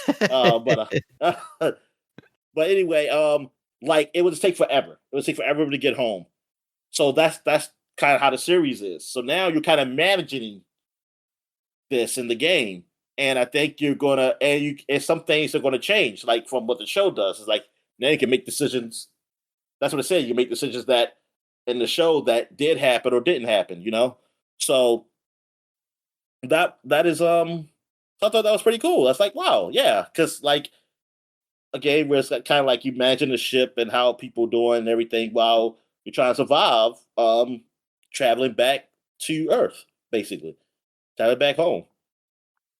But yeah, it's the series. I used to like reading the series. I just recently watched it because like after COVID, I was watching like a lot of Star Trek, and that was good. That was a good series. I like that. Like Captain Janeway, man, she was a great captain. I like the Black Vulcan. But I think my favorite guy on the ship was probably the pilot. And like now, as far as characters, like that, the series was good. I think overall, though, I still find the characters on Next Generation and Deep Space Nine better overall. But that series was pretty good because I know my dad. I remember my dad just watching it. Like he watched all the Star Treks. The ones I was alive for. I wasn't there for the original one, but the Next Generation. I remember him watching that, man. I remember him watching Deep Space Nine and then Voyager. I just remember him watching it and probably be dead asleep on what that what's it called? The chairs, the lazy boy chairs. Boys? Yeah, the lazy boy, whatever. Yeah, He'd recliner. fall asleep. Yeah, exactly. He'd be reclining like snoring. But and you turn the TV off and he goes, I was watching that. yeah, he do. When I change the channel, or something. But he didn't like the Enterprise, and a lot of people didn't like Enterprise. And that didn't last as long as those, because I forget they last for like 7 seasons. Like they last for some long seasons, like Voyager, and that they lasted the full like a lifespan of a normal show, like of a good show that lifespan. For Enterprise, man, I think that So a lot of people probably say like Voyager is probably the end, really, of Star Trek. Like as far as like good Star Trek. But yeah, it isn't for the internet, so you had nobody complaining like, "Oh, it's a woman captain." They were sitting in bars complaining about that, Dominic. Yeah. So how different? Yeah. I mean, I don't. It's so. That's what I was thinking. It was like, but I see.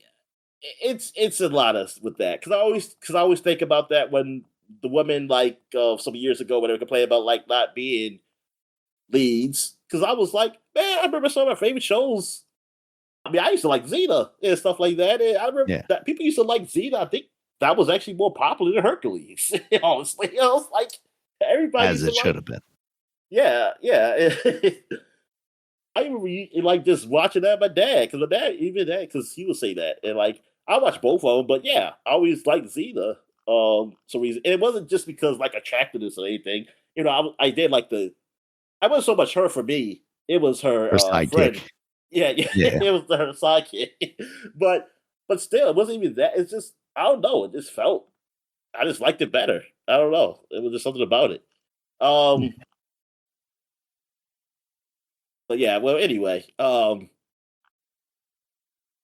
right, so yeah, that's Star Trek Voyager. Oh yeah. Okay, what Yeah. else we got The here? game looks nerdy. Nerdy as hell. So well, that's yeah. So it actually, yeah, it fits it.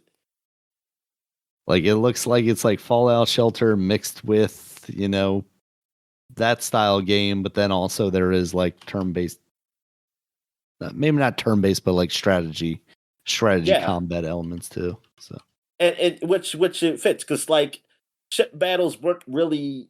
I think the most ship kind of battle was, like I said, in Deep Space Nine, but I saw it years ago where yeah, like they were actually like there was a war and you saw it. I was like, wow. But usually in ship battles in Star Trek, it's pretty simple. Like there are two ships and they just shoot at each other, and which yeah, kind of what it would probably be like. Honestly, it wouldn't mhm. be. It would be just like how it is with old ship battles of yore. On the Exactly. sea, you shooting Yep. shooting cannons at each other. Not gonna be like, oh, we're You got gonna to zoom slowly and just position do yourself. and do flips and go on upside down. Like you can't do that. Like these people on this their ship who is not strapped Yeah. down.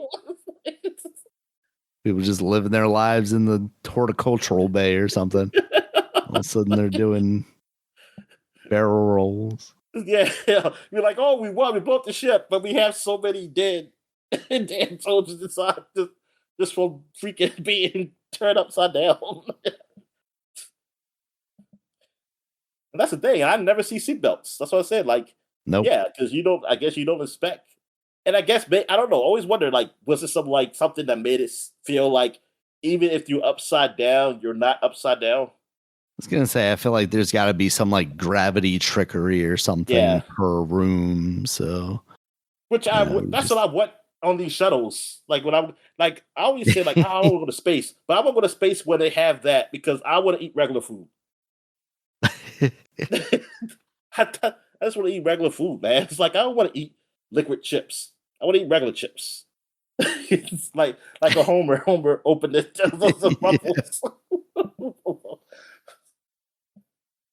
They've got ridges. Yep. All right. All right, So what else Dominic. came out? Next up, we got Styx Blades of Greed, another Styx game. It's that little goblin guy.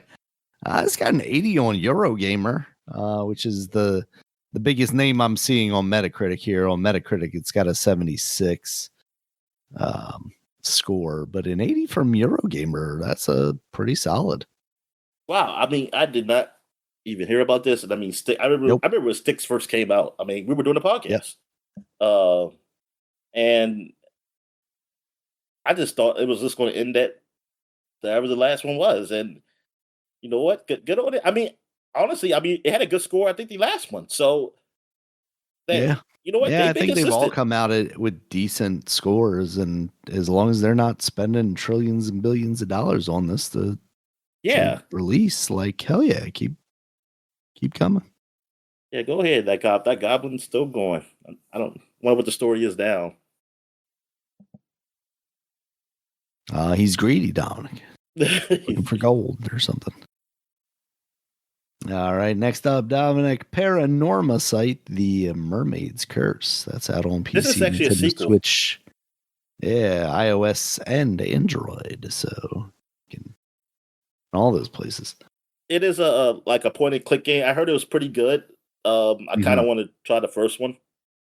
So, yeah, that's why I really kept the eye on it, because when I saw it, I was like, "What is this?" I think someone mentioned like, "Oh, Paranorma Site's coming out." And I said, "What is this?" And then I saw like, "Oh, okay."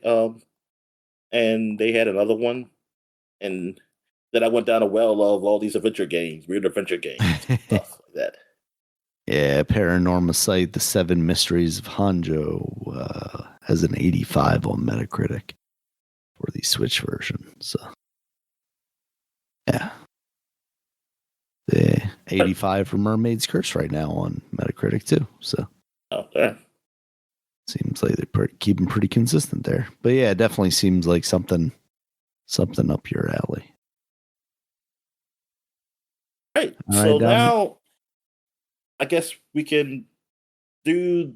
Are we going to talk review the game? Like, we're just going to give a rundown of the games we played throughout the year, and then the next podcast will be our game of the year. Some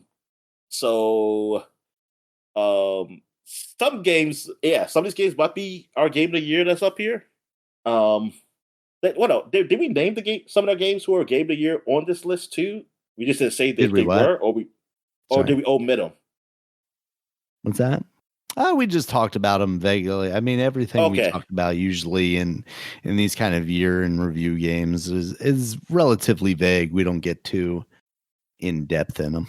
Yeah, because it kind of gives it away if you omit the games. Like, hey, why didn't you talk about that game? It's like, surprise, bitches, because it's my game of the year. No, I'll say it sucked. That's why I didn't talk about it. Anyway, and then these games don't have to have come out in 2025. These are just games we played in 2025 for like the first time, or majority of the time, or whatever. I guess I'll go first. I'll do like 5 in a row. Like, I was gonna say, do a couple, and then I'll do a couple, and we'll take turns. All right. So Suicide Squad. That was the first time I ever played it. I played it last year because it came free it came free on the PlayStation, and then it also came free on Epic Store. I think it all did that same year. I don't know who came first, but I played it on both. I think I tried to play it on a PlayStation. Actually, at PlayStation, because I didn't think my PC was really up to it. But thing is, streaming it from your PlayStation 5 was kind of hard because of the lag. So, excuse me. So I ended up trying it on PC, and it played okay, but eventually, I started playing it later when I got upgraded my PC, and it played a lot better. But the game I already talked about, because I always see the story, because I watched the story on YouTube. The story and voice acting and everything is great. It's top notch. Like, it's big. The budget is there for that. And the budget is there for the whole thing. It's just how execution is really what the problem is. Gameplay is just not really there, but it's okay for me. But it can get old. Like, I can definitely feel it, like, getting old. But story wise, I think it's great. I think it's an alright game. Also, this is not in an order of like when I played, because I was not going to do that. This is an order of memory of when I played these games. So, Dynasty Warriors Origins I played, of course. Even though that I did play that early in 2025, because that's when it came out. I played a lot of that. It is a great sequel to the Dynasty Warriors game, and especially after people were disappointed in Dynasty Warriors 9. So this definitely really made it feel a bit fresh the way they did it this time. You playing as one character who kind of is like not a real character. Like, you're not a real character. You're like some type of work for some behind the scene thing, and like you're supposed to help along the basically the Chinese Empire, I guess. Like, you're helping along who should be the next in line. So that's when you choose which of the 3 kingdoms you're going to follow. I thought that was pretty cool. I also played Dynasty Warriors Abyss, which came out maybe like a month after this, or weeks. I don't forget. Like, it kind of surprised me. I didn't know nothing about this game. It is a roguelike kind of action, top-down action game. It kind of reminds me of like Hades, but in a way of Dynasty Warriors. So there's a whole bunch of enemies around, and you're fighting, and then you, after each like stage battle, you unlock certain weapons or something. Then you go to the next stage, and you got so many characters to pick from the Dynasty Warriors universe. They have DLC. That is apparently expensive. That's how to get the money, though, I guess, from this game. But yeah, it's all right. It's actually a good game. I mean, a good game. Like to me, like I really like it. Um, Dragon Age Veilguard. It didn't come out last year, but that's when I really played it. A lot of it last year, and that game. Well, I really keep it with the D's up here. Like like I have to Suicide Squad. I don't know. I put it. That's how I your put the order mind remembers things. Dragon Age Veilguard. I played a lot of that last year, and I beat it. And I actually beat it last year. It was a overall. I mean, overall, it's a good game. I had some little problems with it, like some of the story elements of it. I didn't really like, but it was actually a lot more well done than I thought it would be. Um, there's still like there's some issues with it. That it's like I can see the like it. I mean, like as far as the making of the game and everything and the gameplay, it's like they did polish that. Like it almost feels like polished game, but still not not that it's not done. It's like it still could have been better. Like things could have been done right. It's so weird because I usually see games like broken, you know, like if things like the done right, you see things broken. It's like this was actually polished, but it still wasn't. It just didn't feel like like um like a top tier Bioware game. But it was an overall okay game. Like it wasn't really as bad as some people would say it is. Now, like I said, with the story element, like specific things, yes, they were a little cringe. Like there's a lot of there's a lot of cringe there. Um, but like some decisions should have been like made, and you can tell when certain people came to take over in certain parts of the game because I can see a difference from the end than what was happening through most of the game. I was like, oh, this is what's been when like the main Bioware team or whatever came to take over the game because I can see the difference in that, and it's kind of weird that the decisions they made, like like they gave you a choice of who dies or something. At that point, it's like, darn, it's like you never, and that was the problem with this game. Yeah, that was a big problem. Now I remember it. It was a lot of choices. Like there was one big choice in the middle of the game, but compared to other Bioware games, there wasn't a lot of choices that really changed the game, like changed the story, and that was disappointing. That was a disappointing thing too. Um, and everybody's too nice. They're a little too nice in this game. Like it didn't feel right because it's like this is not what the other games are. It's like what do you? Why everybody is like super nice? It's like it doesn't make sense.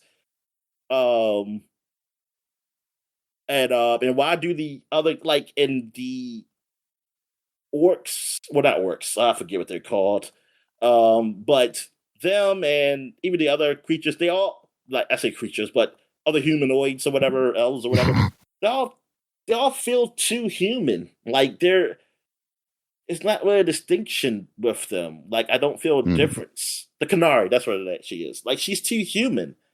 It's like Canary, they shouldn't be this human. Like, and I mean, it started with the last game, which I think that was a problem, and they just went really too much with it in this game.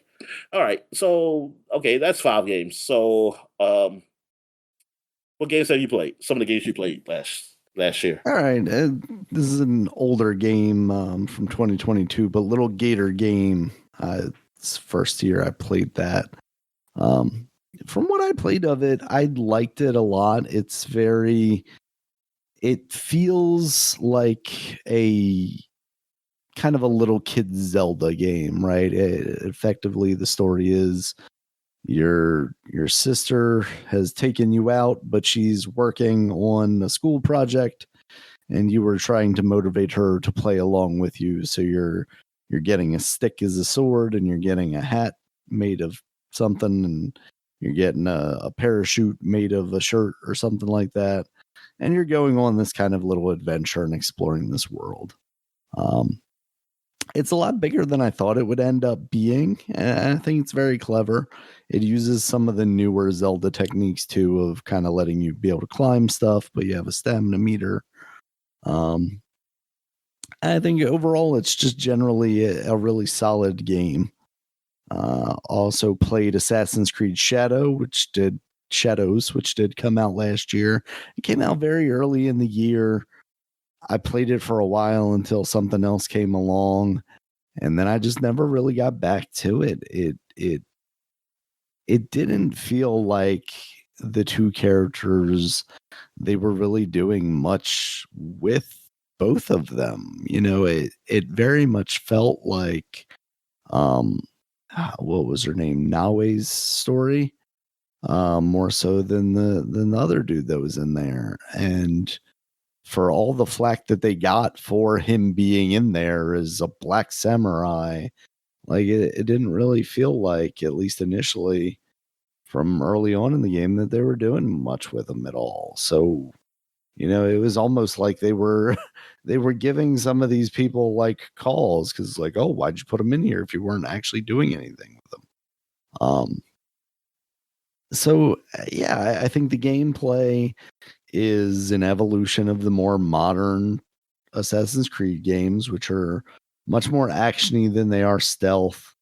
I think they did a decent job of allowing for more stealth options, because at the end of the day, you are a ninja, so you should be able to sneak around. And that's where I was starting to get frustrated with those games in the mainline series, was that, I'm an assassin, but I can't even crouch in these games. Like, how am I supposed to hide if you don't even allow me to like control whether I'm crouching in the moment or not? Yeah, so I think visually it looks good. Yeah, because it makes sense. Yeah, in like the older games. Yeah, I mean, not that I think you should still be able to crouch, but that you're in the city. Like now you're in like an open road with grass and stuff. It's like, yeah, what like the hell? you crouching around while you're trying to blend in with a crowd of monks or whatever doesn't make a lot of sense, right? But yeah, when I'm walking through tall grass and now you're going for the like more generic style stealth options, like, yeah, I should be able to do that. Yeah, so I think this is definitely an improvement for the franchise. I think this was a good direction for them to go in.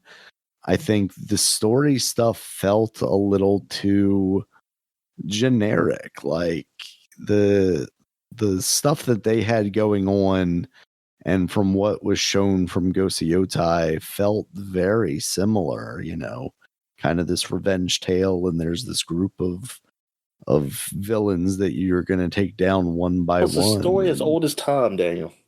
Yeah, and that's fine.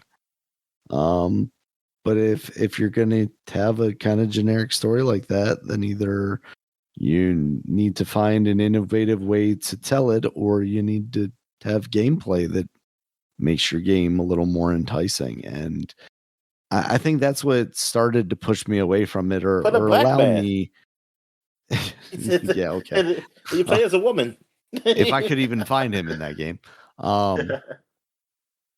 Was the fact that like it was difficult to find my next objective. Like they gave me this like, well, you generally go into this area, and it's like, yeah, but then what am I doing in that area? Am I eavesdropping on these guys? And if is it these guys or these guys, or this guy or this guy? And it just made it very easy to be something that I didn't necessarily feel like I was making any sort of progress in. And that's definitely where I started to not come back to it. Because initially, when it was a little more linear, I was keeping with it. I was keeping going.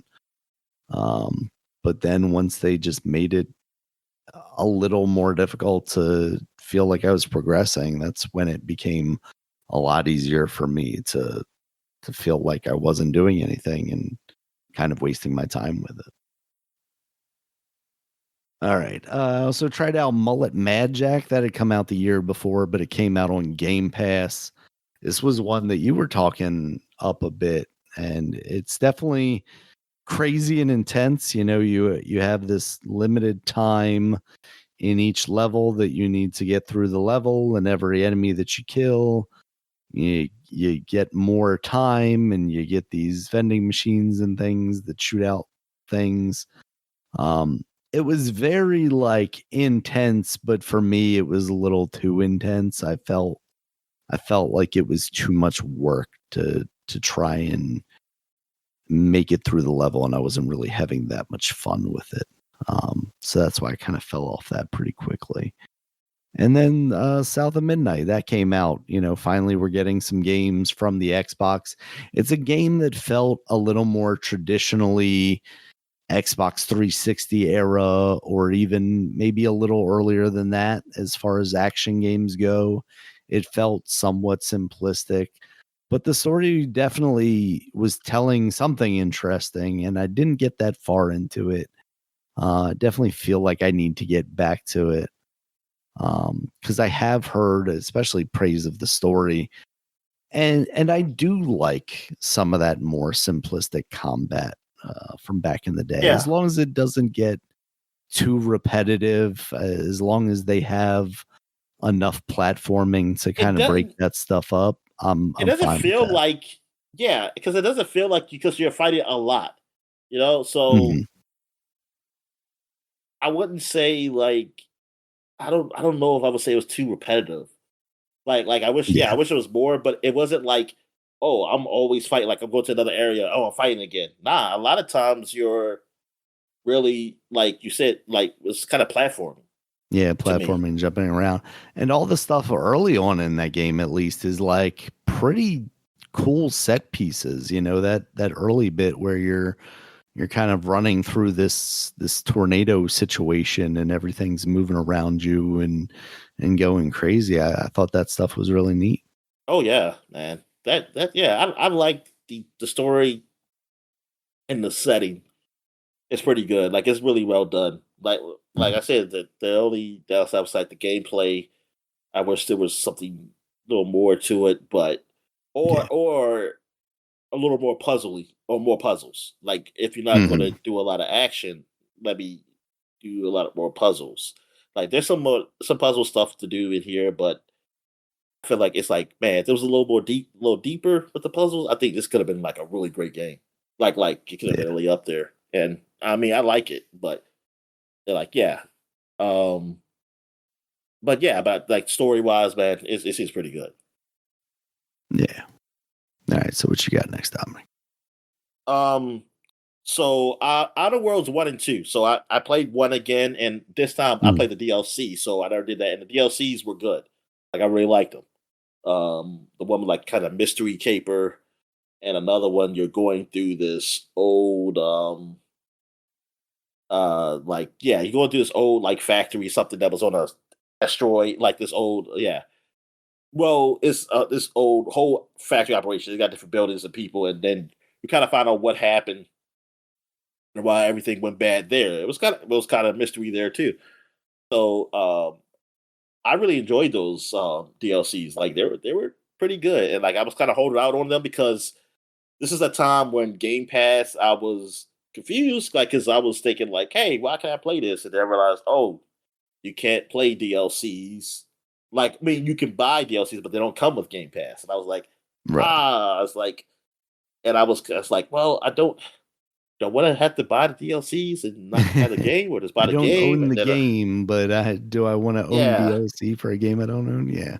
yeah, and so I was just kind of hold out, and then the game was free on Epic Store, so I played that version, and that had everything. And then yeah, and I mentioned that during the podcast how it was like a confusion of that with Xbox, where you couldn't buy that Spacious Choice version. I mean, you Mhm. could buy it, but they didn't have part of Game Pass, and I was like, it was something weird. Anyway, so I also I played Summer 2. Now I didn't like get far into I gotta play that some more. I mean, I like what I played. Um I saw some improvements of one. but like I didn't play enough. I can't really judge it. Like because now I totally like I didn't hate what I played. But I kind of wish like Outer Worlds had aliens. That like I feel like, well, here's the thing. Like, well, maybe not Outer Worlds then, because Outer Worlds technically came first. But then you had Starfield, and Right. that don't have aliens either. So it's like, dude, what's up with these human space odysseys, man? That's like, come on, man, space. Like, I mean, actually, I thought Outer Worlds was kind of, well, for me, it kind of felt a little fresh when I first played it because I was like, oh, I never thought of a space odyssey with no aliens. And I guess, like, yeah, I guess technically that could be a thing. I mean, the aliens will only be Yeah. animals, like animal-like aliens, like no intelligent life. But I was like, I guess that could be a thing because I mean, the universe is huge, so you're only in this part of the universe, and then yeah, there might be just no intelligent life here, and you're the only ones. So yeah, that realistically, that is true. But I'm thinking like, yo, but come on, like with Starfield, huge world thing. I was like, come on, it's got to be some aliens, man. Like it happened or something. Um, but two, I need to play some more of, man. Like I can't really judge it. It's just that I play a lot of one, so just going right to that, it's kind of hard. And then it was just a lot of other Yeah. games coming out, man. And I wanted to play something different. So that's what I got in. I think I got into. I might as well go to it. Where is it at? 100 Days Defense Academy. I probably even said the title wrong again. Let me say that right. The freaking weird ass title. 100 Don't Days. disrespect your number one game of the year, Dominic. Yeah. The hundred line. Last Defense Academy. That's what it's called. So yeah, I played that and I played, man. A lot of times that's a long ass game. I'm not gonna go too deep into it because I talked about it like some podcasts ago recently. Um, this game, I mean, it's a novel, visual, more of a visual novel, but it does have strategy elements to it, gameplay to it. I mean, it's like Danganronpa, at least the art style is from Danganronpa. I want to say, but because I don't think the actual either artist or whatever, not artist, excuse me, the writer or whatever is or director is from Danganronpa. I know he did the what's those games called? The 999 games. Oh yeah, okay. Yeah, he did those. And those are similar to Danganronpa, but I don't know if it's the same. Zero Escape games. So, but I know the art style is definitely Danganronpa. And then they have a talking like mechanical bear in here too. So it's like, what the fuck? I mean, it's just he's just not as evil as the other Danganronpa bear. But yeah, so the story is like you are these group of kids who just who lived in this colony that's kind of closed in. Like you know that there's an outside, but you don't know like but you think I think you know something's wrong outside, and that's why you live in here. Now then the kids have met each other. They don't know each other at all. So but they something happens where these weird looking creatures come and then they attack them. They get that's when the bear comes, give you powers, and now you can fight those things. And then you wake up in the school. That's when you see the other kids, and then they say like, "Hey, you're here to help defend Earth, because you actually came from a colony that's up in the sky, um, which you'll find out later in the story, stuff like that. Like you came from colony, like, and Earth has been ravaged by these invaders, and you have to help us get the Earth back because." Like supplies, we're not going to last. Like can't live in a colony forever. Supply what these days is not going to be able to keep up with supplies and everything. So that's where it is. It's like you're defending this part of the school because the school has there's something in this school that can help kill all the aliens on the planet, but it has 100 days until it charges up. So that's the 100 days. Thing is, you go through those 100 days, and then there's more game because now you branch into different storylines because something went wrong at the end that you didn't like, and somehow you found out that you can go in the past. So when you go in the past, you have now this is when you really start making choices. Like you don't make really choices in your first playthrough. Then you start making choices now where you get to pick where where it branches off to. So this is how it's like the Zero Escape games. Like and it is 100 different branches, man. And goddamn, that is long. And some branches are really short. They're really short. So yeah, but still, it's a long ass game. And but it was good. I did enjoy it. But I wish there was some editing to it. But yeah, it's definitely something. It's somewhat different because, like I said, not like 999 and the other Zero Escape games have done branch storylines, but to this extent, like how like freaking 100 different branches, like that is a huge endeavor. Like what the hell? But yeah, so I did play that. Also, I played Avowed, another what's the company called, Daniel? Obsidian. Obsidian, right? Yeah. Yeah. You said Bethesda. How you disrespected them? You disrespect. They're under the umbrella down.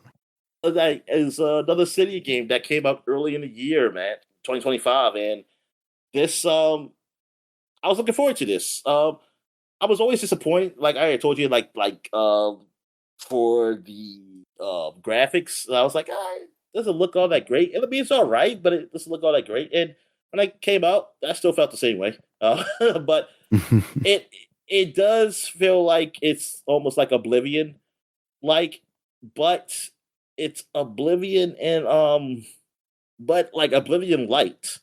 Like it's not where you can just like Oblivion, you can pretty much like pick up anything, you know how it is with Bethesda games and stuff like that. You can't do that in Valve. Like you can't do all that kind of Bethesda like stuff. But overall, it is somewhat like that. I mean, it's still like that. But I just couldn't get into it at the time. I tried and it just wasn't hitting it for me. And I think I was still playing Dragon Age Veilguard, so I was just like, I'm just gonna focus on that. But yeah, I was just hoping that when I tried it, it would just grab me. But it just really didn't do it for me, and it didn't really grab me. It didn't. It's not that it was bad, but it just didn't feel. I don't know. There's something about it that just didn't like show anything too interesting. About it, but I do want to play it. It's one of those other games I still want to go back and play though, because I think I'll like it overall. But it's just with the games I was playing at the time, it just could not turn me away from them. Yeah, I think I'd say one more because how many I did? I did 1, 2, 3, 4. Okay, because Outer Worlds in 1 and 2 that's together. I'll do Trails. Yes, I played one of the Trails games last year. I finished it, and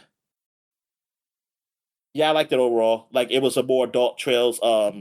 Trails. I forget what it was called. Damn, what was that damn game called? That I played. Was it Trails of Azure, or was that another one? Trails. Okay, Trails of Trails of Seal. Trails. I got okay. Come on, man. Show me the older Trails. I see the Beyond, but that's one of the newer ones.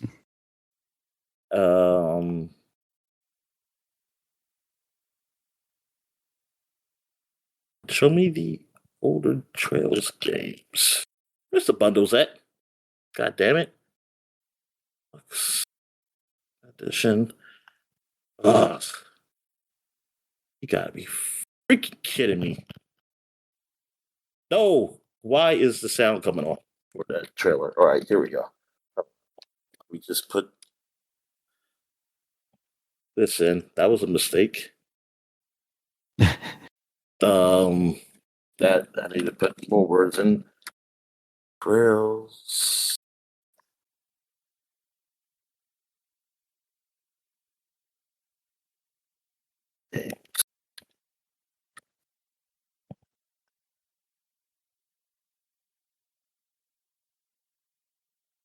Definitely have to edit this part out.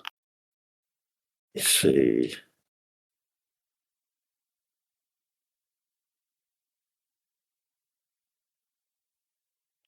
Damn.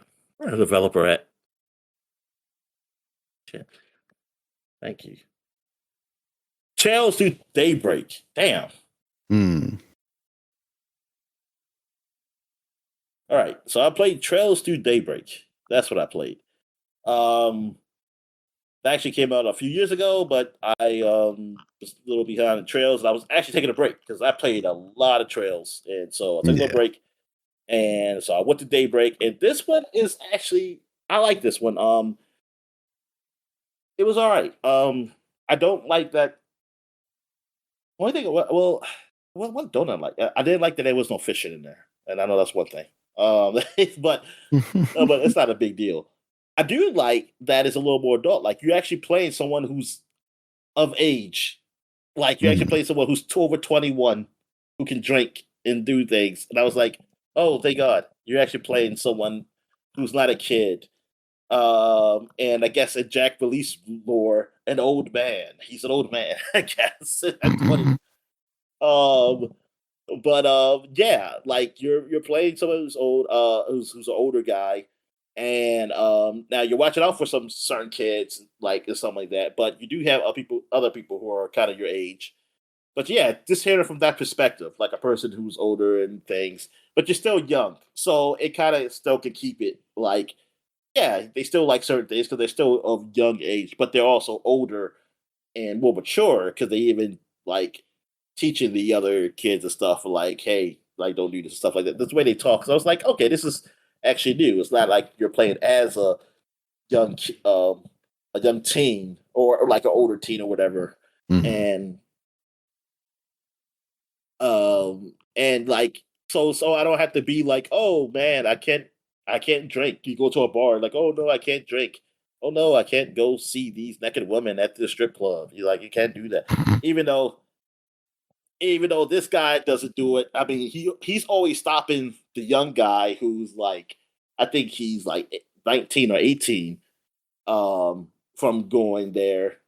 Well, actually, He no, he learned can't his stop him. lesson early on, Dominic. He is. That guy was of it. Yeah, he was. I think he could. He always just stopped him. Yeah, he always try to keep him out. He still can't drink. No, that's what it was. They made it like he can't drink, but he still can go to places. But you try to like tone him down. But yeah, but overall game, like it's more trails, but it also happened in a new city. I do like it happens in the third city, Calvert, um, which is like because like you played in you was playing in the biggest place, the biggest city, which I think I want to say which we call is bigger. Um, before I forgot what it's called, but now like you always hear about Calvert. You always hear about Calvert. You report them and stuff like that. You met people from there, but you never been. And I always said like, hey, there's got to be a game where they're going to have you in Calvert, right? And they did, yeah. And now you're finally in Calvert, so I get to see your perspective. And like Calvert is more, it feels more Asian. Like it feels more Asian. Like while the last city you were in, it was kind of more European. This is more of an Asian like setting with a lot of places. Like they have like but it's kind of mixed. It's like a mixture of kind of European, like certain areas is kind of like mixed Asian European, and then some places are more as you go. I think farther east, it's like more Asian. Like and then they talk about there is another land like beyond Calvert where because that's what they say about immigrants. Like the immigrants, that's the Far East, I guess. Um, and they have immigrant problems too, you know. So they have like places they have like their version of ICE, MAGA, whatever you want to say, in there with immigration and stuff like that. It's but it's a cool game. It feels a little bit more mature than the other ones. I wouldn't say fully. I mean, overall, these games are still like games for teens. They're not for well, they're not supposed to be for maybe 12-year-olds. Maybe I say 14, 13 and 14, maybe. Um, but yeah, like they are still made for slightly young, like teen, like but I mean not young teens, like young adult, older teens, kind of way because of some of the language. I mean, that's what anime. It's anime. I mean, if you know what anime, because Yeah. anime is so funny like that, right? Like you look at it, you think it looks all silly and they're doing these crazy things, but then they come out and do some shit that's like violent, and then they curse out of nowhere. It's like, wait a minute, time out. I was like especially some of the anime I watched, I'm like, what? Why the hell that guy just said like shit for? It's like it was just all silly, funny games, and like and then I was like, that just like I would just think like it's a kids show. I was like, oh yeah, the kid can watch this. Then it just come out here and like, oh, shit. It's like, whoa, what? Like it just comes out of nowhere. And now with these games, they're not really bloody. Like you rarely see blood, honestly. Mm. Like I would say that, like as far as violence, like that, nah, there's not really dark violence with that. With these games.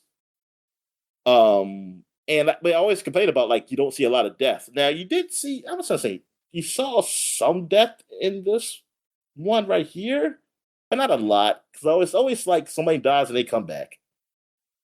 Like it's a lot. That's one thing I complain about this game. Is like A it's lot not of enough death. resurrection. Yeah, it's not enough death. It's not even resurrection. They just or like people get beat up so Is it bad. fake I be out thinking like, stuff? oh. I was like, they get beat up so bad, and I'm thinking like, oh man, they died. Then it's like, oh, he's just knocked out in the hospital. So what the hell? Okay. All right. So what games have you played?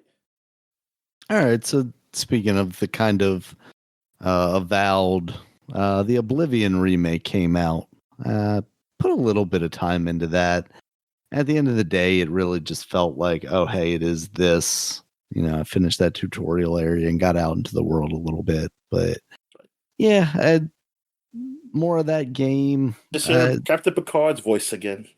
Yes, that was the best part of it. Seeing him in high definition.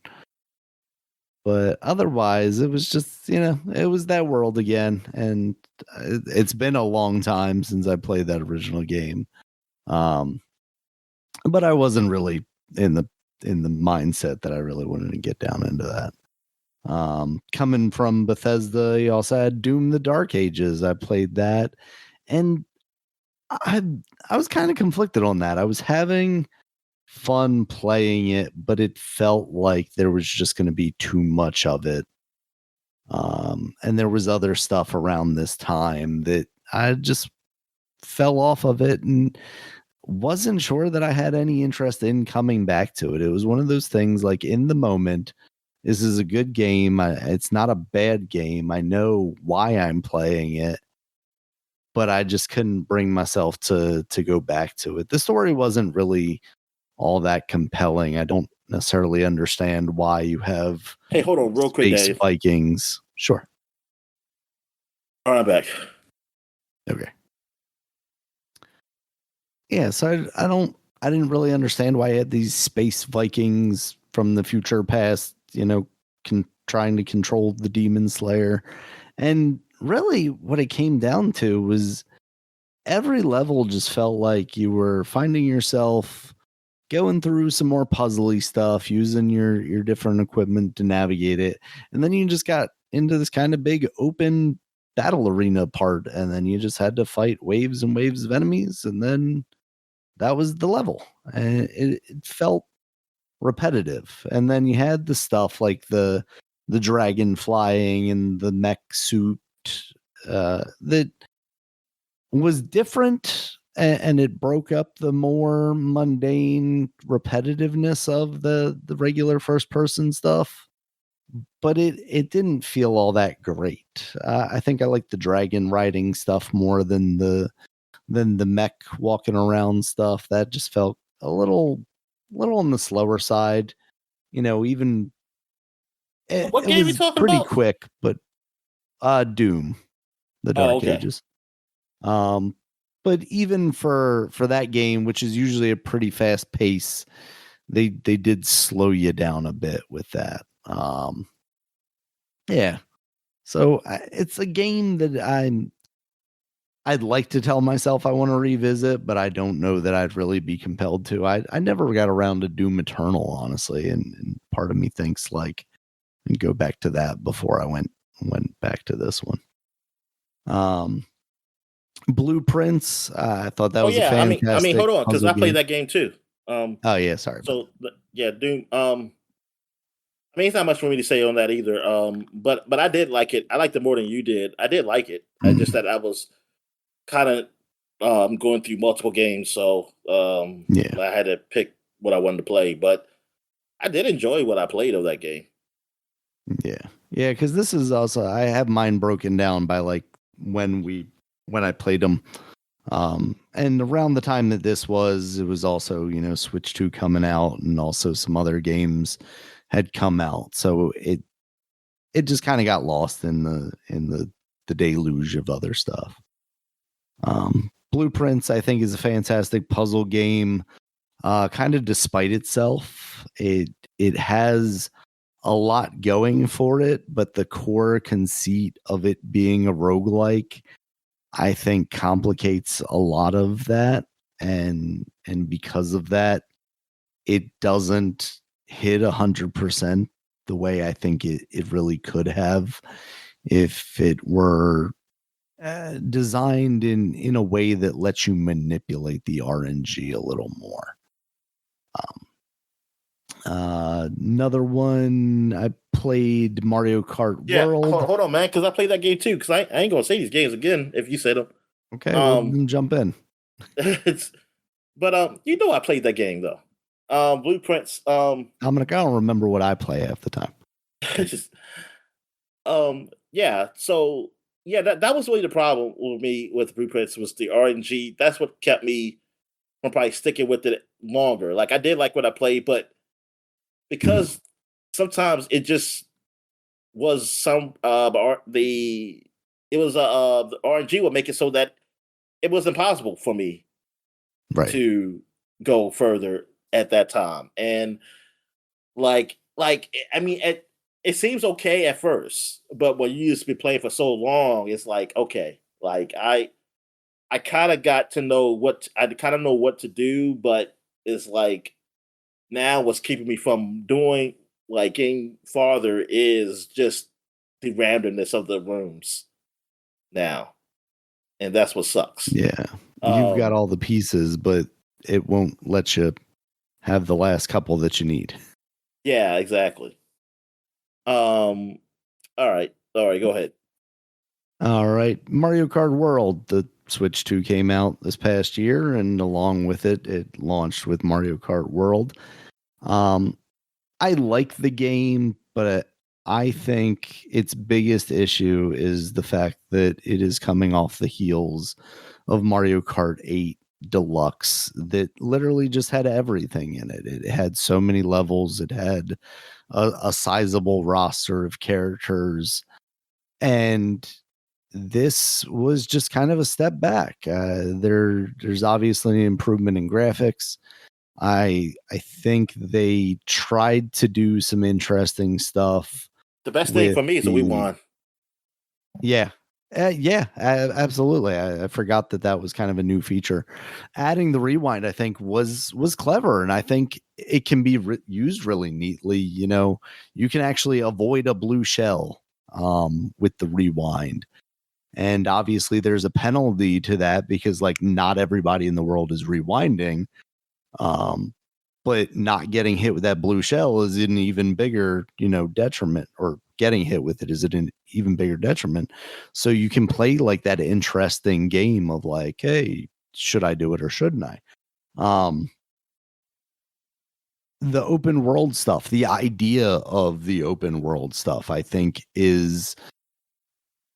an obvious evolution for that series. The implementation of it is very stark. There's not much out in the world to do outside of the occasional Sonic Frontier-esque. I was literally thinking about how it compares to that game in its vastness and emptiness. So they didn't take advantage of that. And then you have the going between races. I think that's a clever idea, but once again, the execution kind of fails because you design these specific race courses and then you only get maybe like one lap out of them. And the people that are playing like multiplayer where you can't even select to do, 3 laps on a course, I think that's a frustration for them as well. Even something as simple as the menu design of it, where you've chosen to go with like 4 or 5 different variants of a character for the mainline characters. And instead of having them be I pick a Yoshi and then I pick a costume, you have this Yoshi, this Yoshi, and this Yoshi. That almost feels like it's just you being lazy and trying to make it look like you have more characters to choose from than you really do, even though the reality is like I think there's a decent amount of characters there. I You've was about to added say, a I didn't even Goomba know and a about that. I cow mean, 'cause and all that shit. I didn't play much of the game, but yeah, I that's weird because I feel like there's enough characters that you don't have to do that. Yeah, Like, no, it makes it look like you're trying to make it look like it makes it look like you just have a lot of filler in there when the reality is you don't need it because you've added a ton of other characters. And I think from just a UI and navigation perspective, it makes a lot more sense to have those costumes as a secondary selection instead of a primary. So yeah, my expectations were relatively tempered with this. I knew that coming out of a Mario Kart 8 Deluxe was going to be a difficult task for them. And unfortunately, they just did not live up to the moment, I think. They had some ideas, and I don't know if it was a matter of like money or time or what that didn't allow them to fulfill that potential, but it just wasn't fulfilled, unfortunately. And from a parent perspective, having a young daughter, I like that they made a lot of the things automatic. The putting the thing behind your cart, that's just an automatic thing now. You don't have to hold down a button the entire time. If you want to do a fancy spin or something off a jump to get a boost, they automatically do that too. And I do think some of that wall riding stuff that more like experienced players can do and utilize in some of these like speed run style things, that stuff's cool. But if I'm not engaging with it and I don't need to engage with it, then I don't necessarily find it all that appealing of an addition. And then Claire Obscure, I'll let you talk about this a little more, but I liked what I played of it, but I feel like it is not necessarily a game that gels with like the way I've been playing games as of late. It feels very systems intense and kind of like you need to. I like that like each character has its own like quirks and different ways to manage things and play. I like the idea of it, but in execution, I'm just a fucking idiot and I don't want to have to like figure out what I have to do to charge this guy's arm up to do the super move that allows me to actually do damage on the boss. I think it's a really good looking game. I don't think it's an incredible looking game, but I think that goes to show like it is a smaller project, and I would love for more studios, even AAAs, to move in a direction that allows for a cheaper game that you can experiment with and be a little more creative with, not at the risk of losing your entire studio over. So I think there's a lot to commend there. I think the story is really interesting. And obviously it is a very good game. You know, you can see that from the reception around the games industry. So what do you think, Dominic? Yeah, man. It's a very good game. And the battle system, I definitely like it's turn based, but it's a turn based where that you're more that even like when you have to time what the timing is a factor, which Mhm. like Yeah. that's where it seems is like with these turn based games now, they're saying that yeah, just hitting A and just watch and the character doing the move. Like it's nice to have something that feels like you have a little more control over and to keep the monotony of that because that can get pretty boring. Exactly. It keeps you engaged the entire time. Yeah. And thing is, and not to take away, because like, yeah, there's still times where I'm definitely okay with not doing it. You know, it's just that I don't want to have to do fight. I don't want to have to grind. Don't make me grind. Then like that's the thing because I don't because that's what really makes it boring. It's like oh I gotta level up or something like that. Let that be a choice of mine, but not a necessity. So and yeah, the story is great in this. The voice acting is really well done, and yeah, it's not really great looking. You can look at when you look at it. Excuse me, when you look at the game, you can see that it's like the quality of it compared to other AAA games. You can see like, oh yeah, it's not as good looking as those, but it's fine. Like it's not where I'm like, oh god, this is hideous.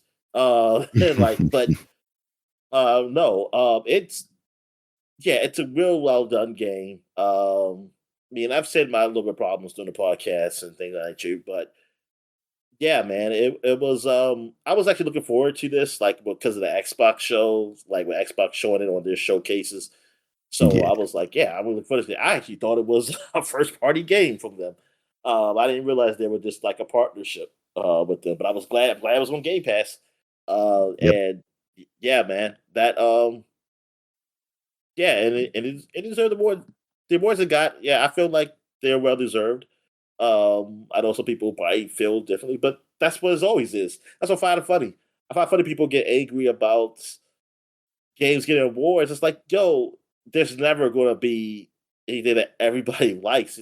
It's that's Yeah. just the way it is. Like and it's pretty disingenuous to think like, okay, yeah, you may not like it because look, I don't like none of the Souls games. I hate Souls like games, but I'm also not going to be like, oh no, all these people, all these outlets are just horrible because they picked this They're horrible wrong. game.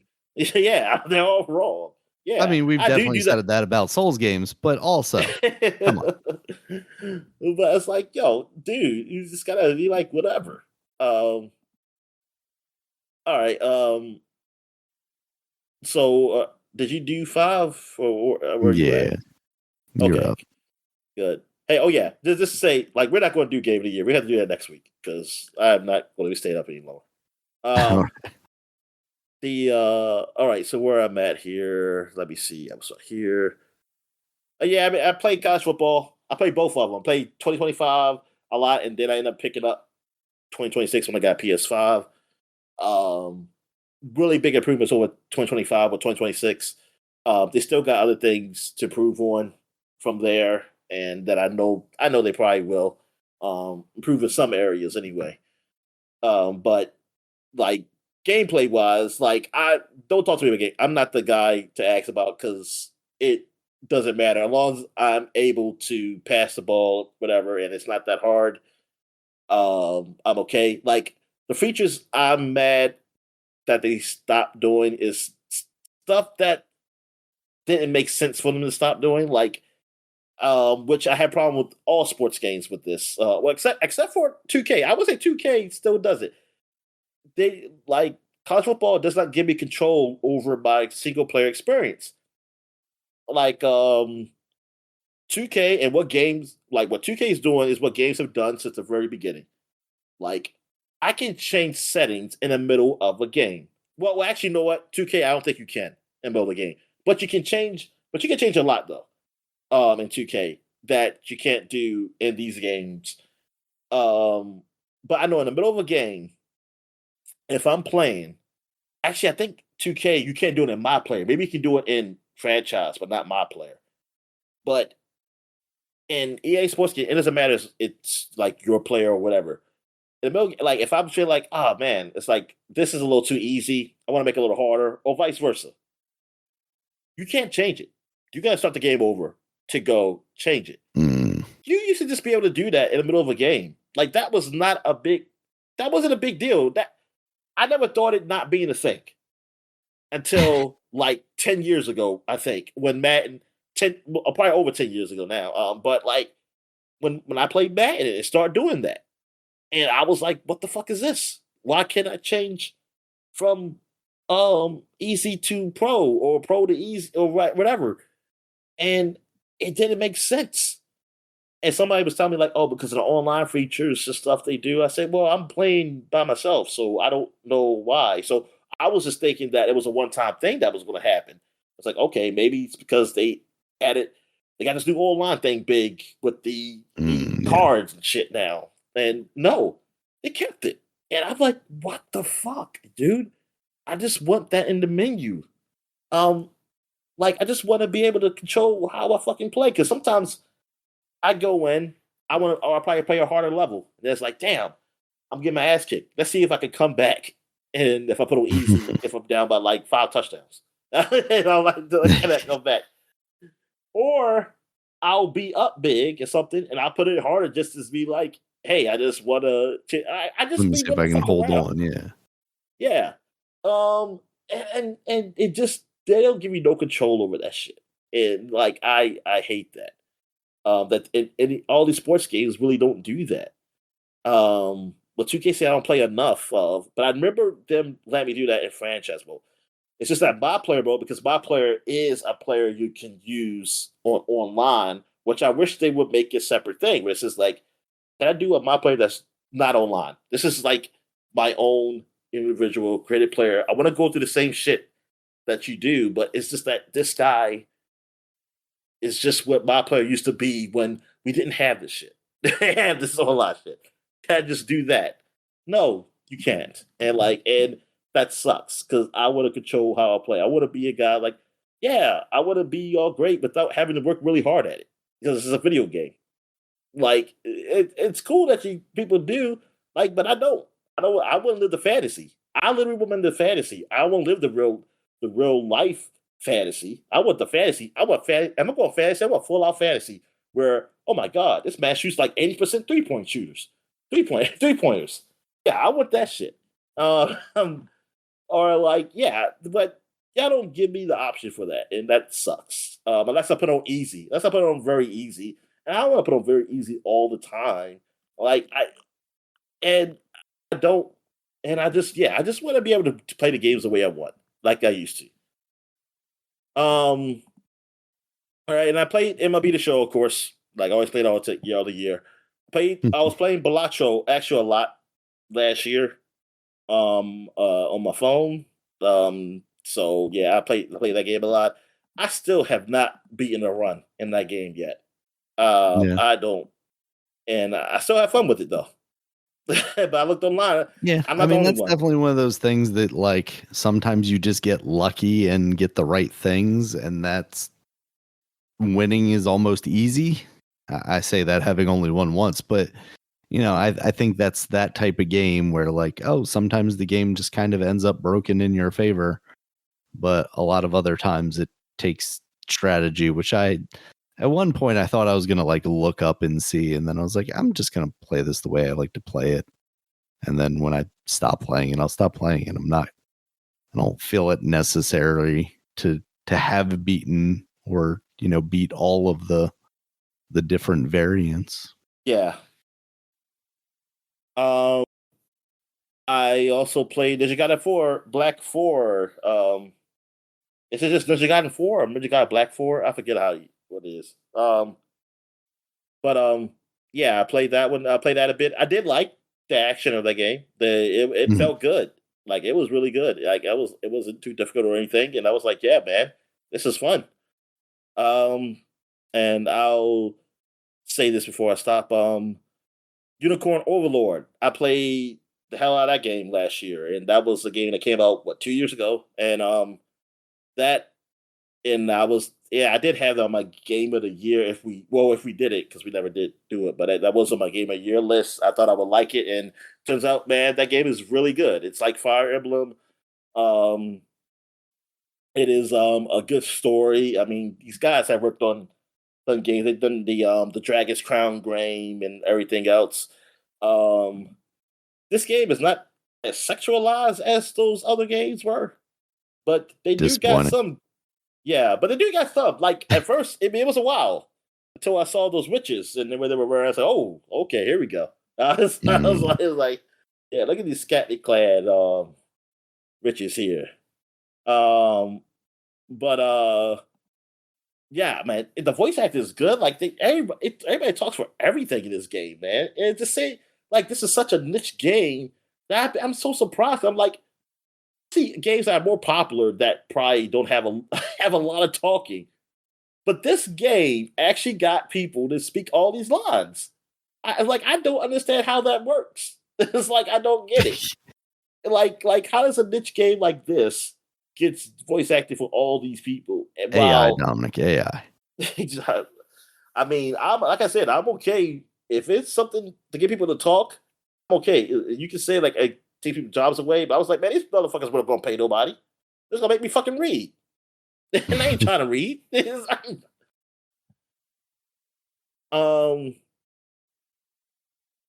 I've seen AI.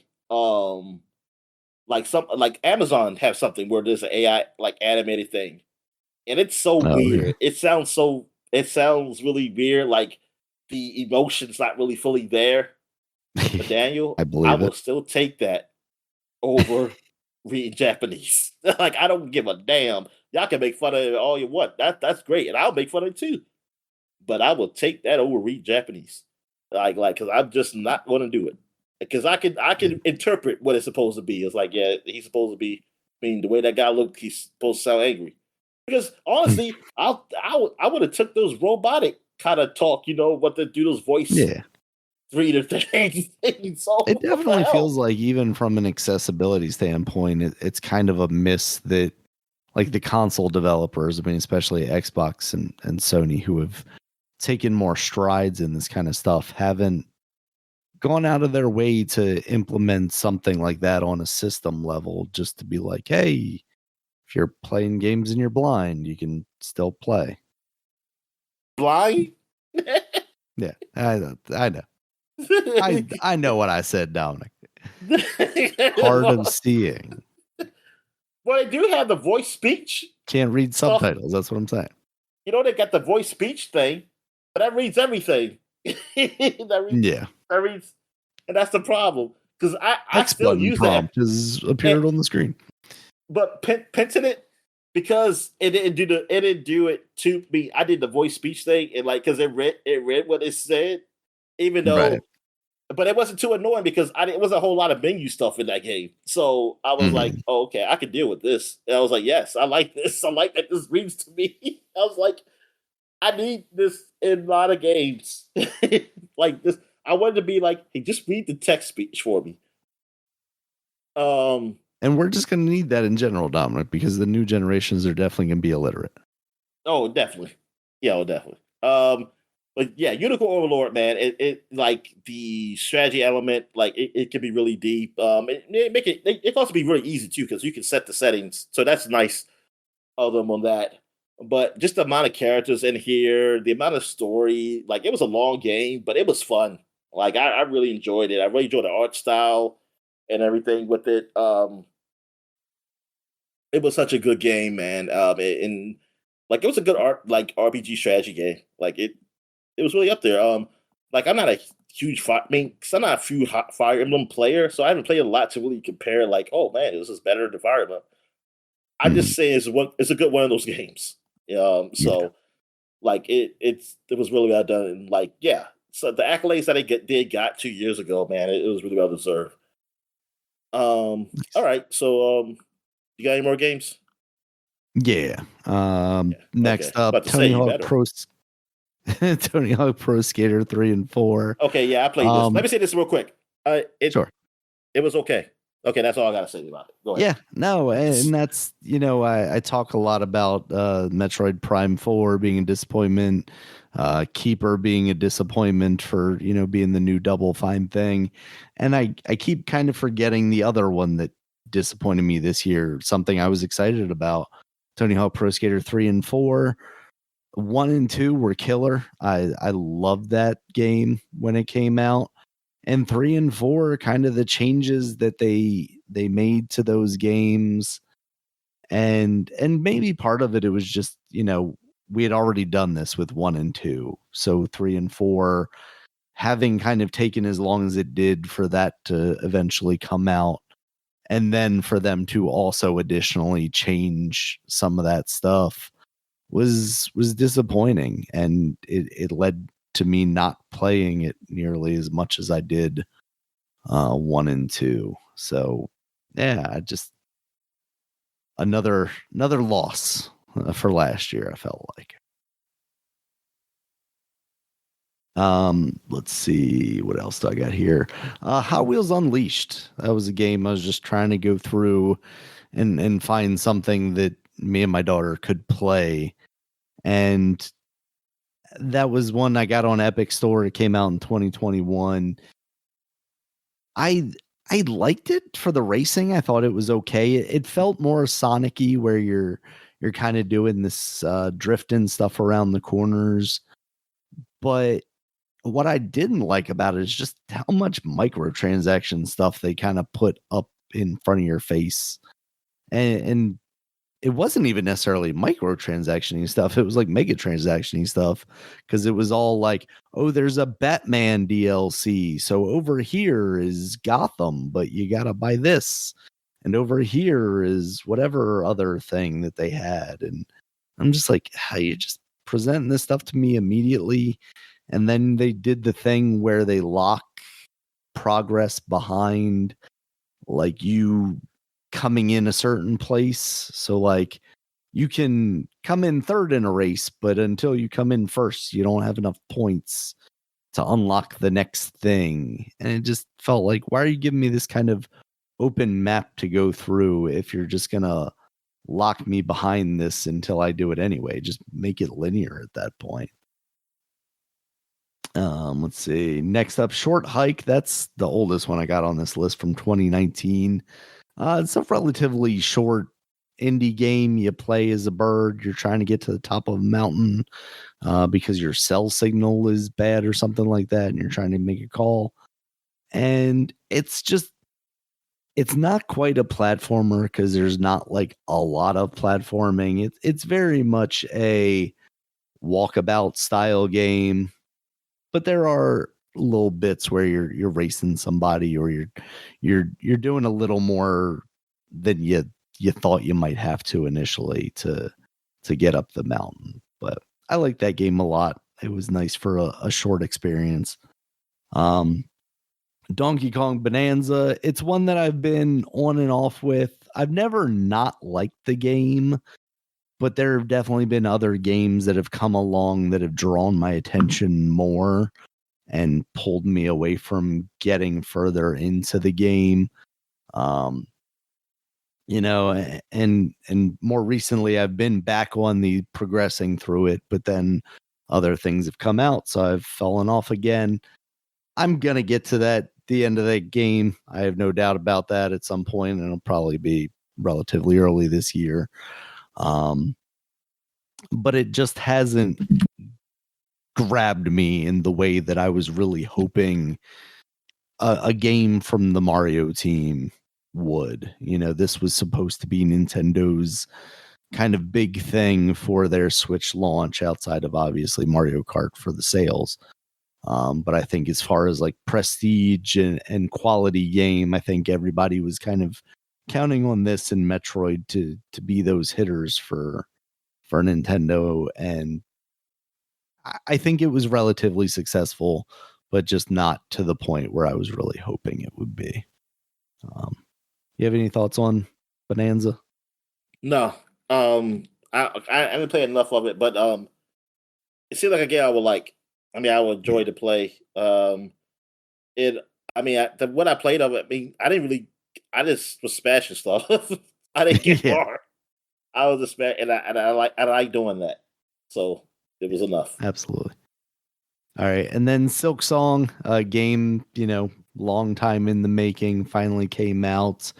I struggle with it a little bit just because it is on the more difficult side of things, and not even necessarily the challenge of it as so much as if you fail that challenge, you have to do a whole lot of work to get back to where you were.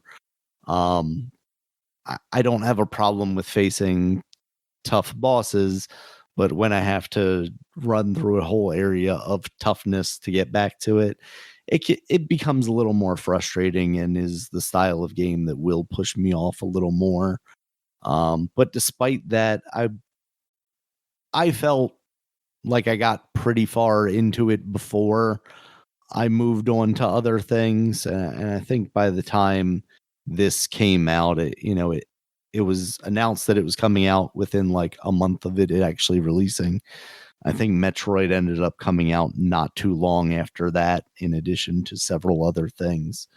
So that's on my short list of things to get back to relatively soon.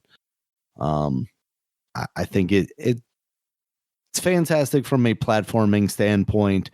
The combat of it, I think they do a good job of making it more compelling than your generic kind of Metroidvania style combat, especially with it being melee versus like a Metroid, from a distance kind of gun stuff.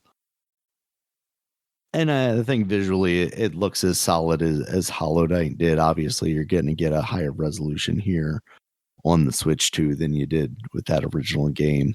But I think that art style where it kind of harkens back to a early 2000s Flash style thing, and I don't say that to be detrimental of it. I think it's just the way it is, very flat shaded kind of stuff. It is reminiscent of that, and I think it works really well in this game. Yeah. All right, Dominic, Okay. what you got? All right. So I played the Persona 3 remake. I played a lot of that. I was trying to play before it got taken off of Xbox, but it got taken off and I couldn't finish it. So that's unfortunate. But I did like the remake. It was really well done. So it's, I mean, kind of looks like what Persona 5 is, what probably not as good, but it's definitely a step up from what the original Persona 3 was, man. And yeah, I mean, it was well done. It was well done, and now we're waiting for Persona 4 remake. Yeah. So also I played Swarm 2 in a VR.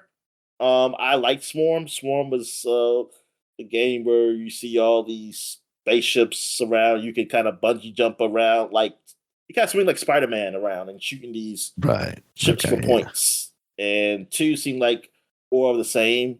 I just played a few levels of that, and man, it was fun. It was really fun. I need to get back into it.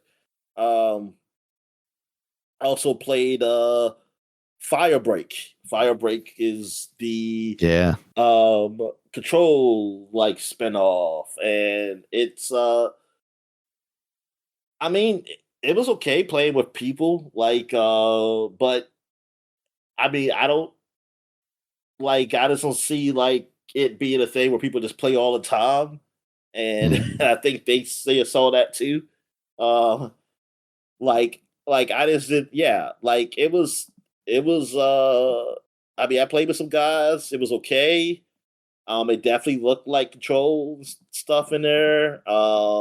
It was pretty interesting how they implemented, like how you had to work together to control the kind of fire. I guess that's being. I don't know what else going on, honestly, but it.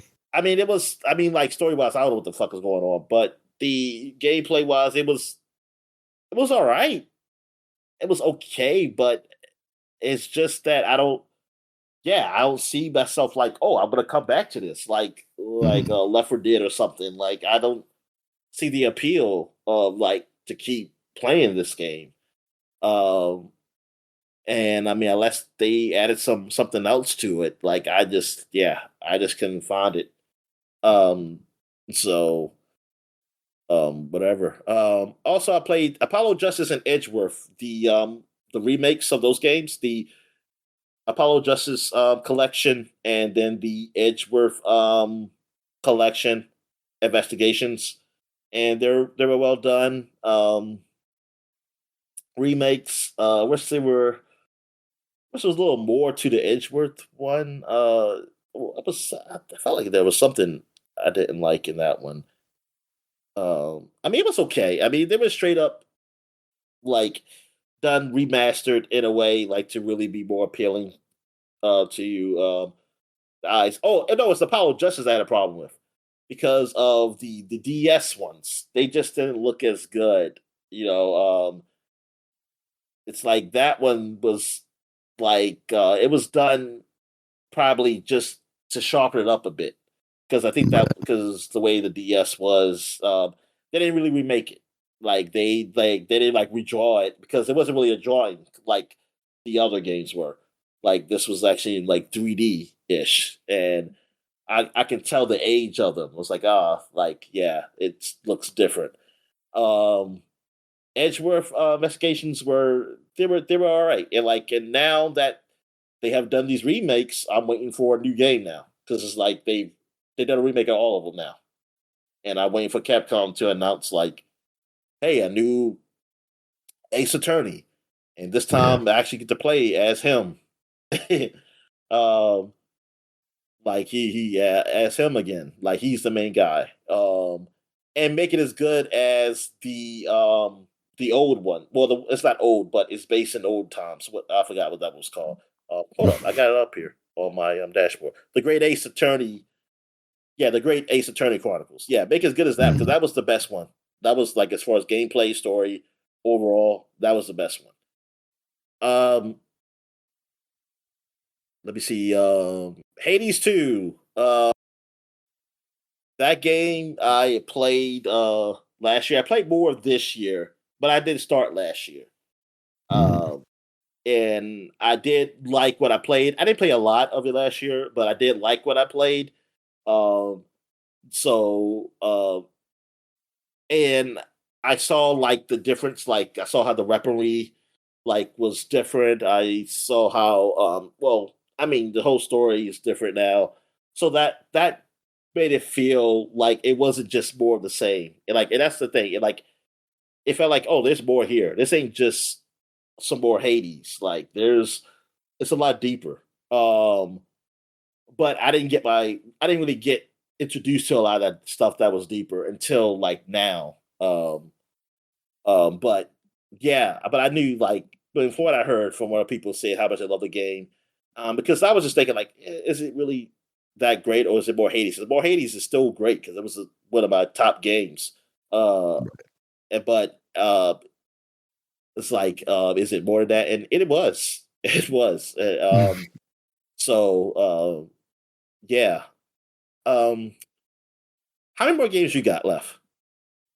Let's see. I've got 6 more games. Okay, let me just say a couple more. Okay. Sure. I played a game, Monsters Are Coming, which is a roguelike game where you are a castle. I mean, you have to guard a castle that's moving, and thing is, as you kill enemies, you can upgrade the castle to for defenses. Like you're guarding it from enemies that's attacking you. It's an alright game. Like it's one of those games that I did get a little addicted to, but because of well, I'm not supposed to say ball pit. I played ball pit. Yeah. Because of that, that's what really kept me from this game. Like I probably talk about this game a little bit more. I mean, it has its problems though. Like there's some issues with it that keeps it from like being like really great for me.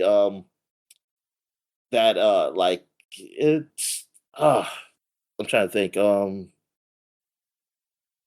Like it has a hook to it, but it's just the hook.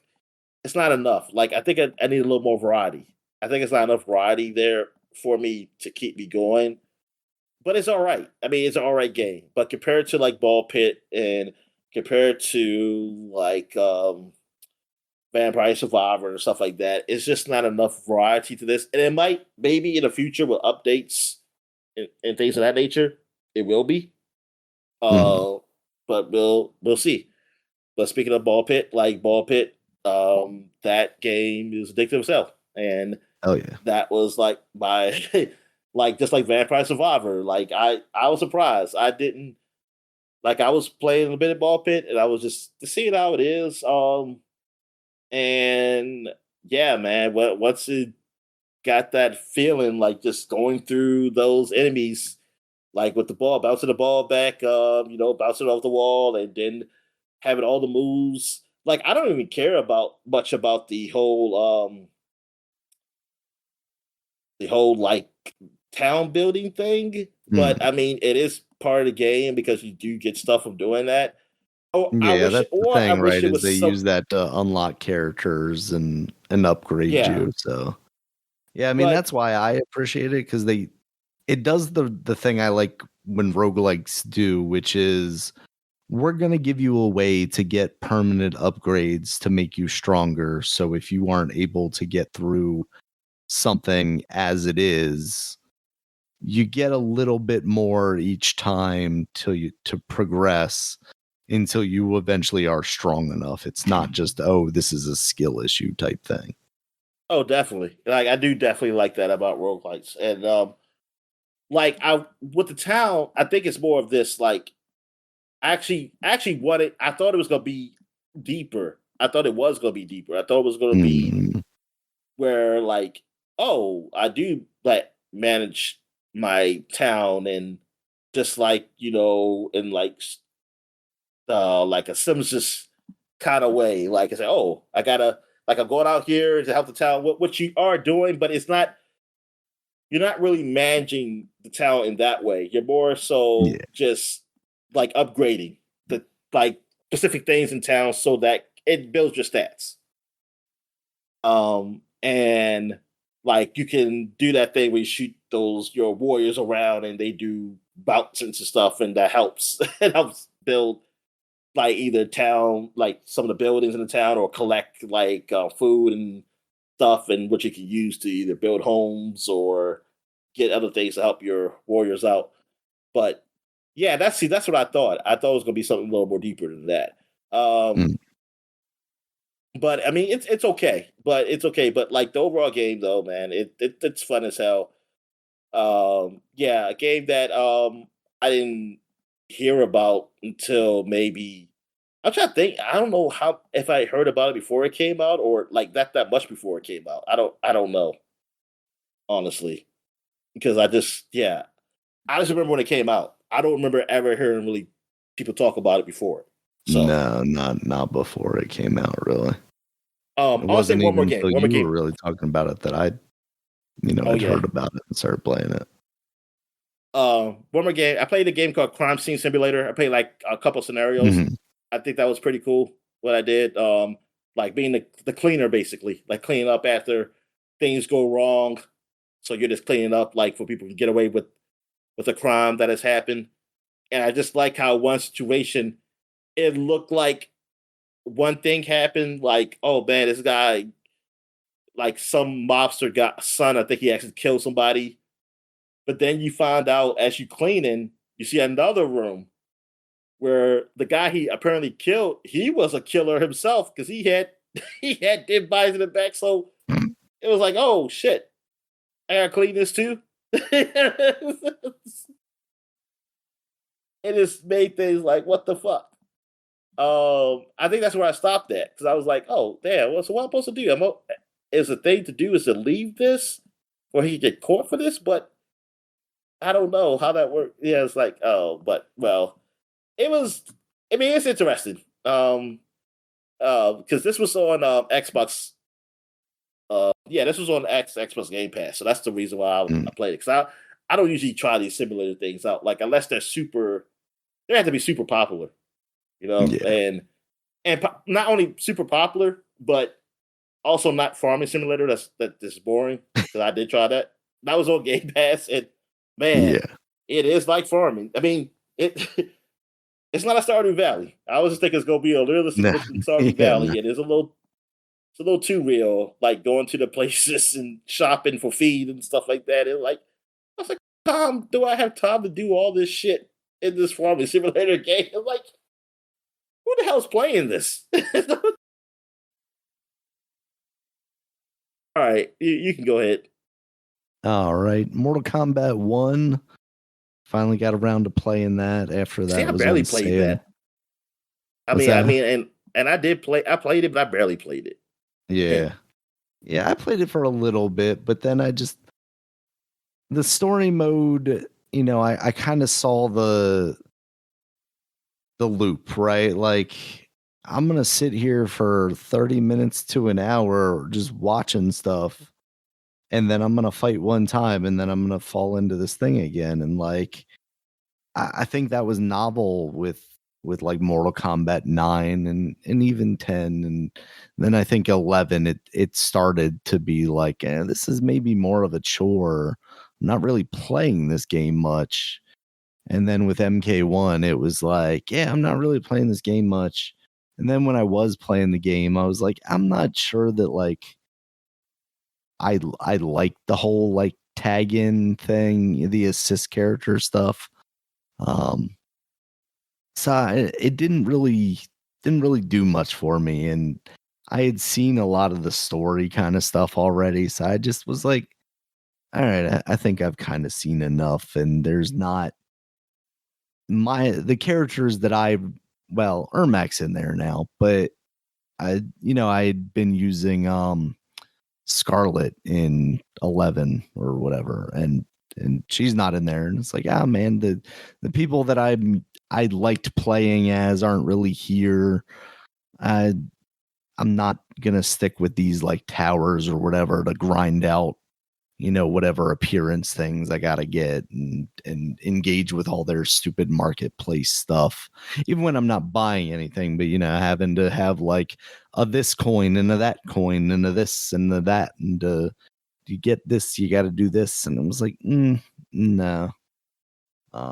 So I could see myself coming back to it eventually, just because like that's how I am with fighting games sometimes. The new one might come out and I get an itch and I'm like, well, I'm not going to buy that one. I'm going to jump into this. Like that's what happened with Mortal Kombat. 1, I was like, oh, I'm going to play the last one I have. I'm not going to buy that just yet. But yeah, generally I think it's okay. But I think they need to figure out what the next step in that series is, because this, they tried to reboot the universe, but I don't think it necessarily hit on all cylinders. I think they need to find a different direction, and maybe they've got some time. Maybe they can make another Injustice game or something like that. I'm still rooting for them making a full-on WWE game like they did for the phones, but I don't think that'll ever necessarily happen. Unless everybody gets owned by Warner Brothers at some point, or Warner Brothers gets bought by somebody. All right, next up, let's keep it with Mortal Kombat, Dominic. The Mortal Kombat collection. I didn't engage with this as much as I thought I was going to. The games themselves, I think I have more nostalgia for than I like playing. I do need to get back in there and finish the content itself.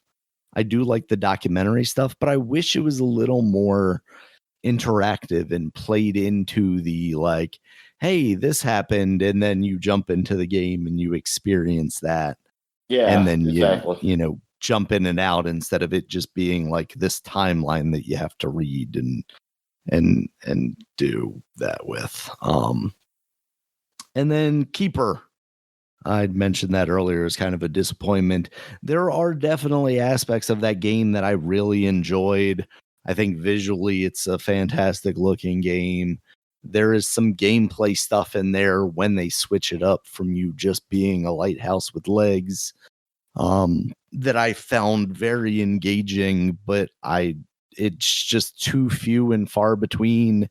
And to even get to the more engaging stuff, it's pretty far into the game, which is a relatively short game. But honestly, there were times where I thought like, okay, this game should be over by now. And I really wish it would be, because I'm kind of tired of doing this stuff. And then it switches up and has another bit of like, oh, I like what they're doing here. And then it goes back to just more, slow paced stuff. And it was a very uneven game for me. And that's what led me to not really love it. All right. How many more games do you have now, Dominic? I'm waiting till you, okay, like I can run this real quick. I played Destiny 2 a lot, and not much to say there. I did play Splatoon 3, and nice. I did like what I played. I played some single player, and I this multiplayer. It was fun. I mean, I played some. Like I didn't play a total lot, but that's something I have to get back to. And Diablo 3 on the Switch, I played a lot of that. I really like that game. Like I really like Diablo 3. Like it's a really great game. Like it makes me want, like I do want to play Diablo 4, which I have been. I played some like through the portal for the PS5 because it was free up there. So but Diablo 3 I still want to finish because I want to finish off the DLC. And I think that's it, because these other games you should have on your list. Lost in Random, Eternal Died. That's a roguelike game that's similar to Hades, and it's a spinoff of Lost in Random game that came out a couple years ago. So, and this was good. This actually came out in 2025. And I like what I played with this. I like the story. I mean, because it's an interesting universe with this, and it kind of makes me want to play Lost at Random, or at least just look it up to see like what's it about. But the gameplay wise, like I like the art style. It got that kind of Tim Burton-esque look to it. Absolutely. And yeah, like I was surprised how much I like this game. Like never touching Lost at Random at all.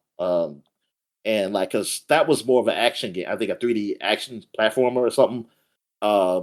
Like, yeah. So this was pretty good. Like, I don't know where this takes place. This is a sequel or what? I have no idea. Like, in that like timeline or whatever. But yeah, that was pretty good. So, all right. So what you got? All right. I've only got 2 more on here, so there's might be something that I'm forgetting. Marvel's Cosmic Invasion. Okay, that's one of them. That is the latest beat 'em up from Tribute. I think they did a fantastic job with this one. Yes, I think the visuals are very good. The playability of it, I think it feels a little easier than some of the other ones that I'm comparing it against.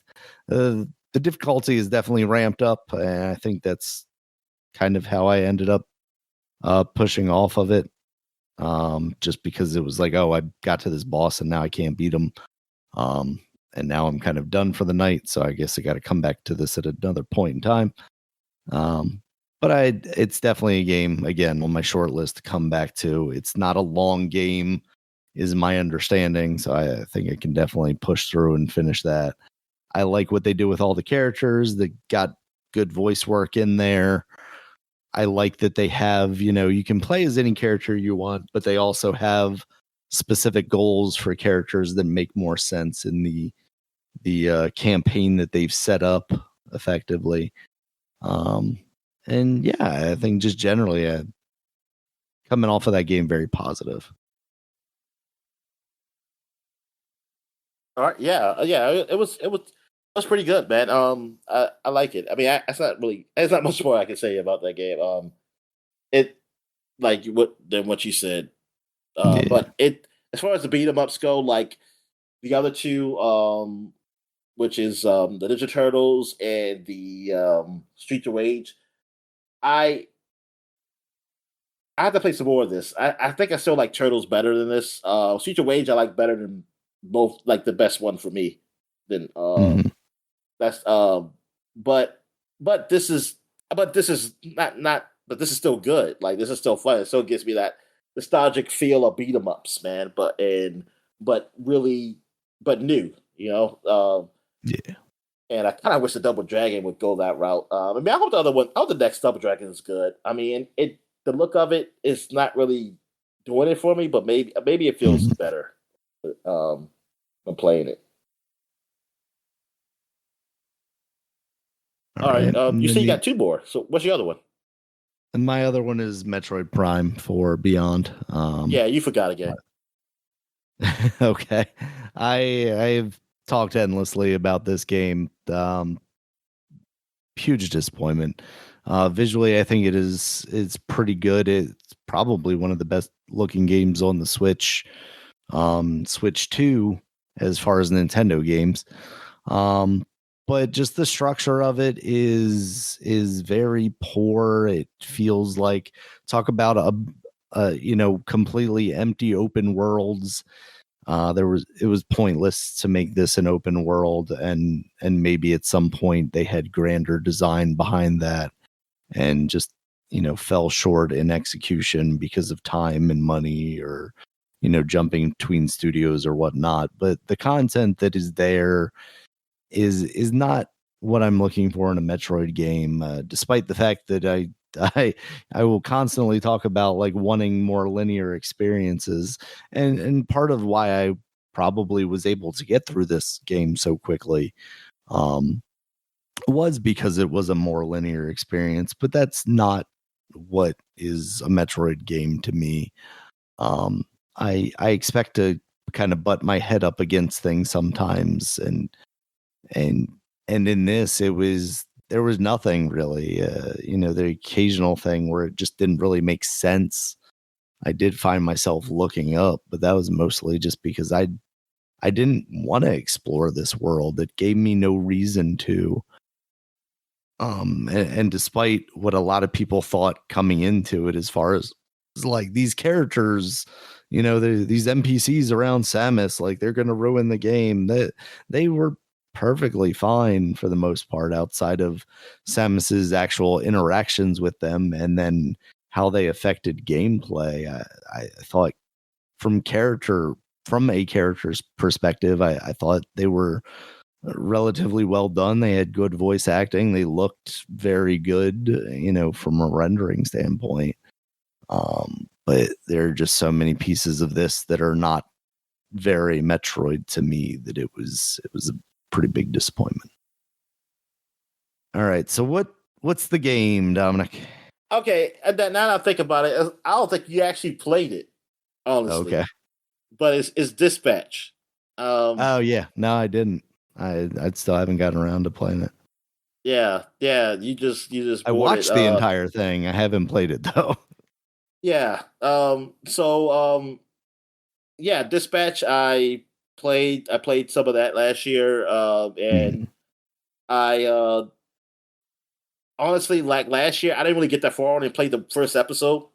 I didn't play till like some of the other episodes until this year. But from the first episode, I saw how the animation was and like the story, and I was like, wow, this is pretty. This is like a TV show right here. And yeah, it's quality. Yeah. When they got to the gameplay part, I was like, okay, so this is the Dispatch part of it. Though this is just only the tutorial part. but I looked online and saw how like the gameplay was. I was like, okay, that seems pretty cool. With it, what's going on here with that game? But yeah, Dispatch, that it seemed like it was all right. I mean, the first episode was pretty short, but I thought it was pretty cool. Like Telltale kind of Telltale game, I mean, in that kind of way. And I was like, yeah, this is good. This should hold me over until Wolf Among Us come. Wolf Among Us 2 comes. So we'll I think we're going see. to be 3 seasons into Dispatch before we see that game ever. Yeah, and it's a very it's like, oh, it's very like adult like game. It's more along the lines of what is it, Invincible than other type of hero. Ironically enough, games. its animation is better than the show Invincible. Yeah. But Amazon don't have that much money, Dan. They're a small company, so they try their best. Guy selling books out of his garage or whatever. All right, so that's it, man. So yeah, we can pretty much wrap this up. We'll have the Game of the Year podcast out there eventually. It will be the next podcast after this one. Yep. Absolutely. All right. Thank you guys as always for listening. You check us out on Twitter. Dominic's at DStalworth5. I'm at Regulus MB. The podcast is at SupaPod, SupaPod. We also have Bluesky at SupaPod.com, at RegulusMB.sky.social, and at DinoMan at DominicStalworth.bluesky.social. We've got a website where you can check us out, SupaPod.com. It has all of our previous podcasts, as well as the links to all the places you can find us, including YouTube, where there's a video version of this podcast, as well as all the audio places, iTunes, YouTube Music, Spotify, Amazon Music, Audible, and anywhere else you might find an audio podcast. And until next time, guys, talk to you later. All right, see you.